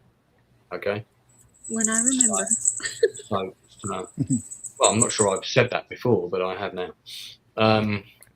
Yeah. All right. We'll pop it in quickly before I log us off. And I guess that's it from my panel. Thanks also to Leroy for coming in. Thanks to Leroy's parents in advance for coming on the channel. I will track them down and find them and invite them personally. And also, chat's been amazing tonight. It's just like it's been a hustle and bustle of people watching. It's been great. It's been very lively indeed. We've gone an hour over. We normally wrap up at midnight. Thank you to the people sticking with us. But if there was a director that was worth 3 hours of your time, Rob Reiner was definitely that guy. I suppose, yeah, just to end on a sort of Jerry Springer's final thought of the night. There are several directors that have had a huge influence on my cinematic journey, my choice, my reason I became a director, the reason I wanted to tell stories, the reason I like working with actors. And I would say that Rob Reiner is probably one of the directors that best personifies all of those things, because he really knew how to tell a story. He was incredibly skilled at getting the best performance out of actors. As I just said about Kevin Bacon, he definitely took him further as an actor, and he was already very good.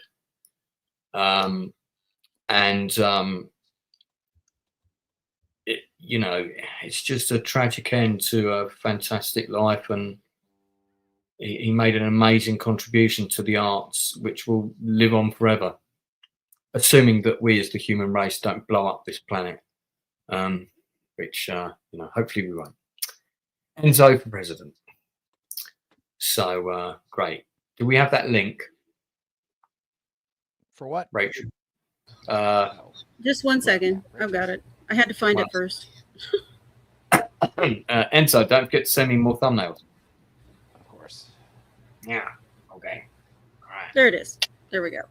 All right. Okay. Do check that out. That's Rachel's. Fund, all in a good cause.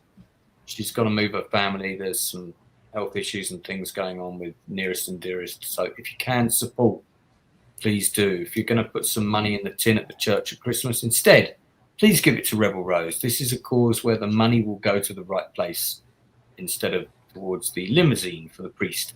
So, that'd be great. All right. Been waiting for that to happen for 70 years, Lance. It hasn't happened yet. I think that he means he's waiting for this stream to end for 70 years. Yeah, let's hope not. Let's hope not. All right, good. Anyone else want to say anything else? No, no. Just I think we did justice to a talented man and his career, and that's it's a very tragic ending. Unfortunately, that was a good stream, and I also appreciate both the people in chat and also my panelists for keeping everything in good taste and keeping the politics out of the stream, because it could have easily degenerated into that. There's a lot of actors out there I don't like, Lance. Doesn't mean I won't watch their movies. You have to see what they say. Absolutely, and I just think I've seen that happen a lot lately. With I'm not going to watch something because Mark Ruffalo's in it, and I don't like what he said on this. And it's like, Mark Ruffalo's a fucking great actor. If he's in something, I'm probably going to check it out, because he does tend to pick pretty good projects, So this whole divisive stuff is. The world is just becoming more and more divided, and this is a big part of it. This is a huge part of it. Just the idea of you're right, I'm wrong. I can't stand that. I mean, we all just need to.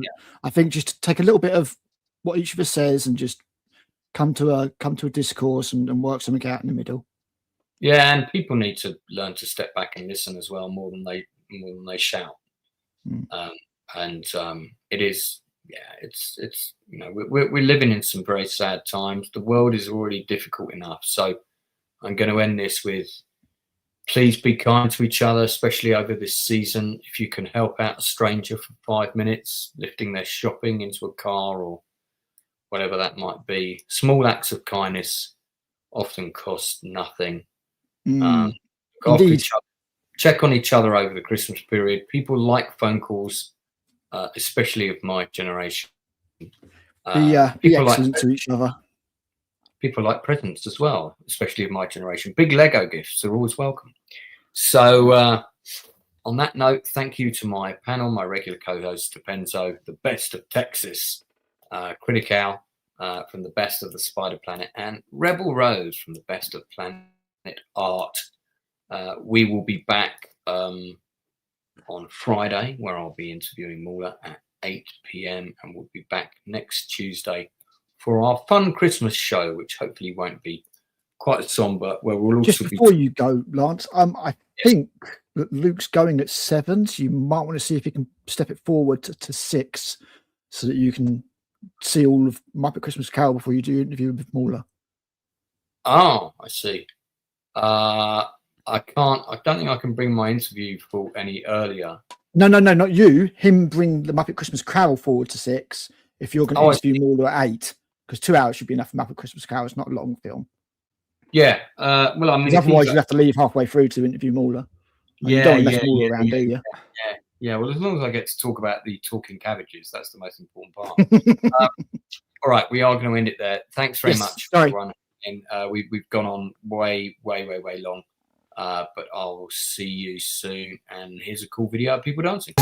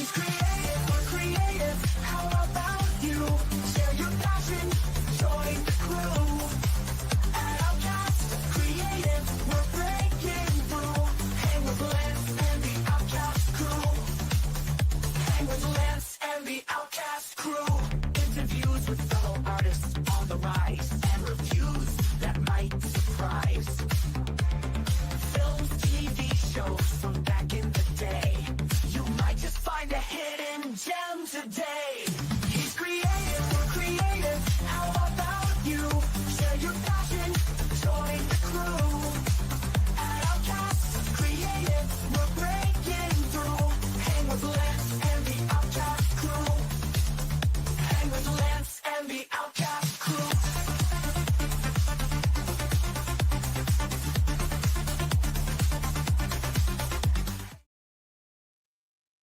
we still here? Not really.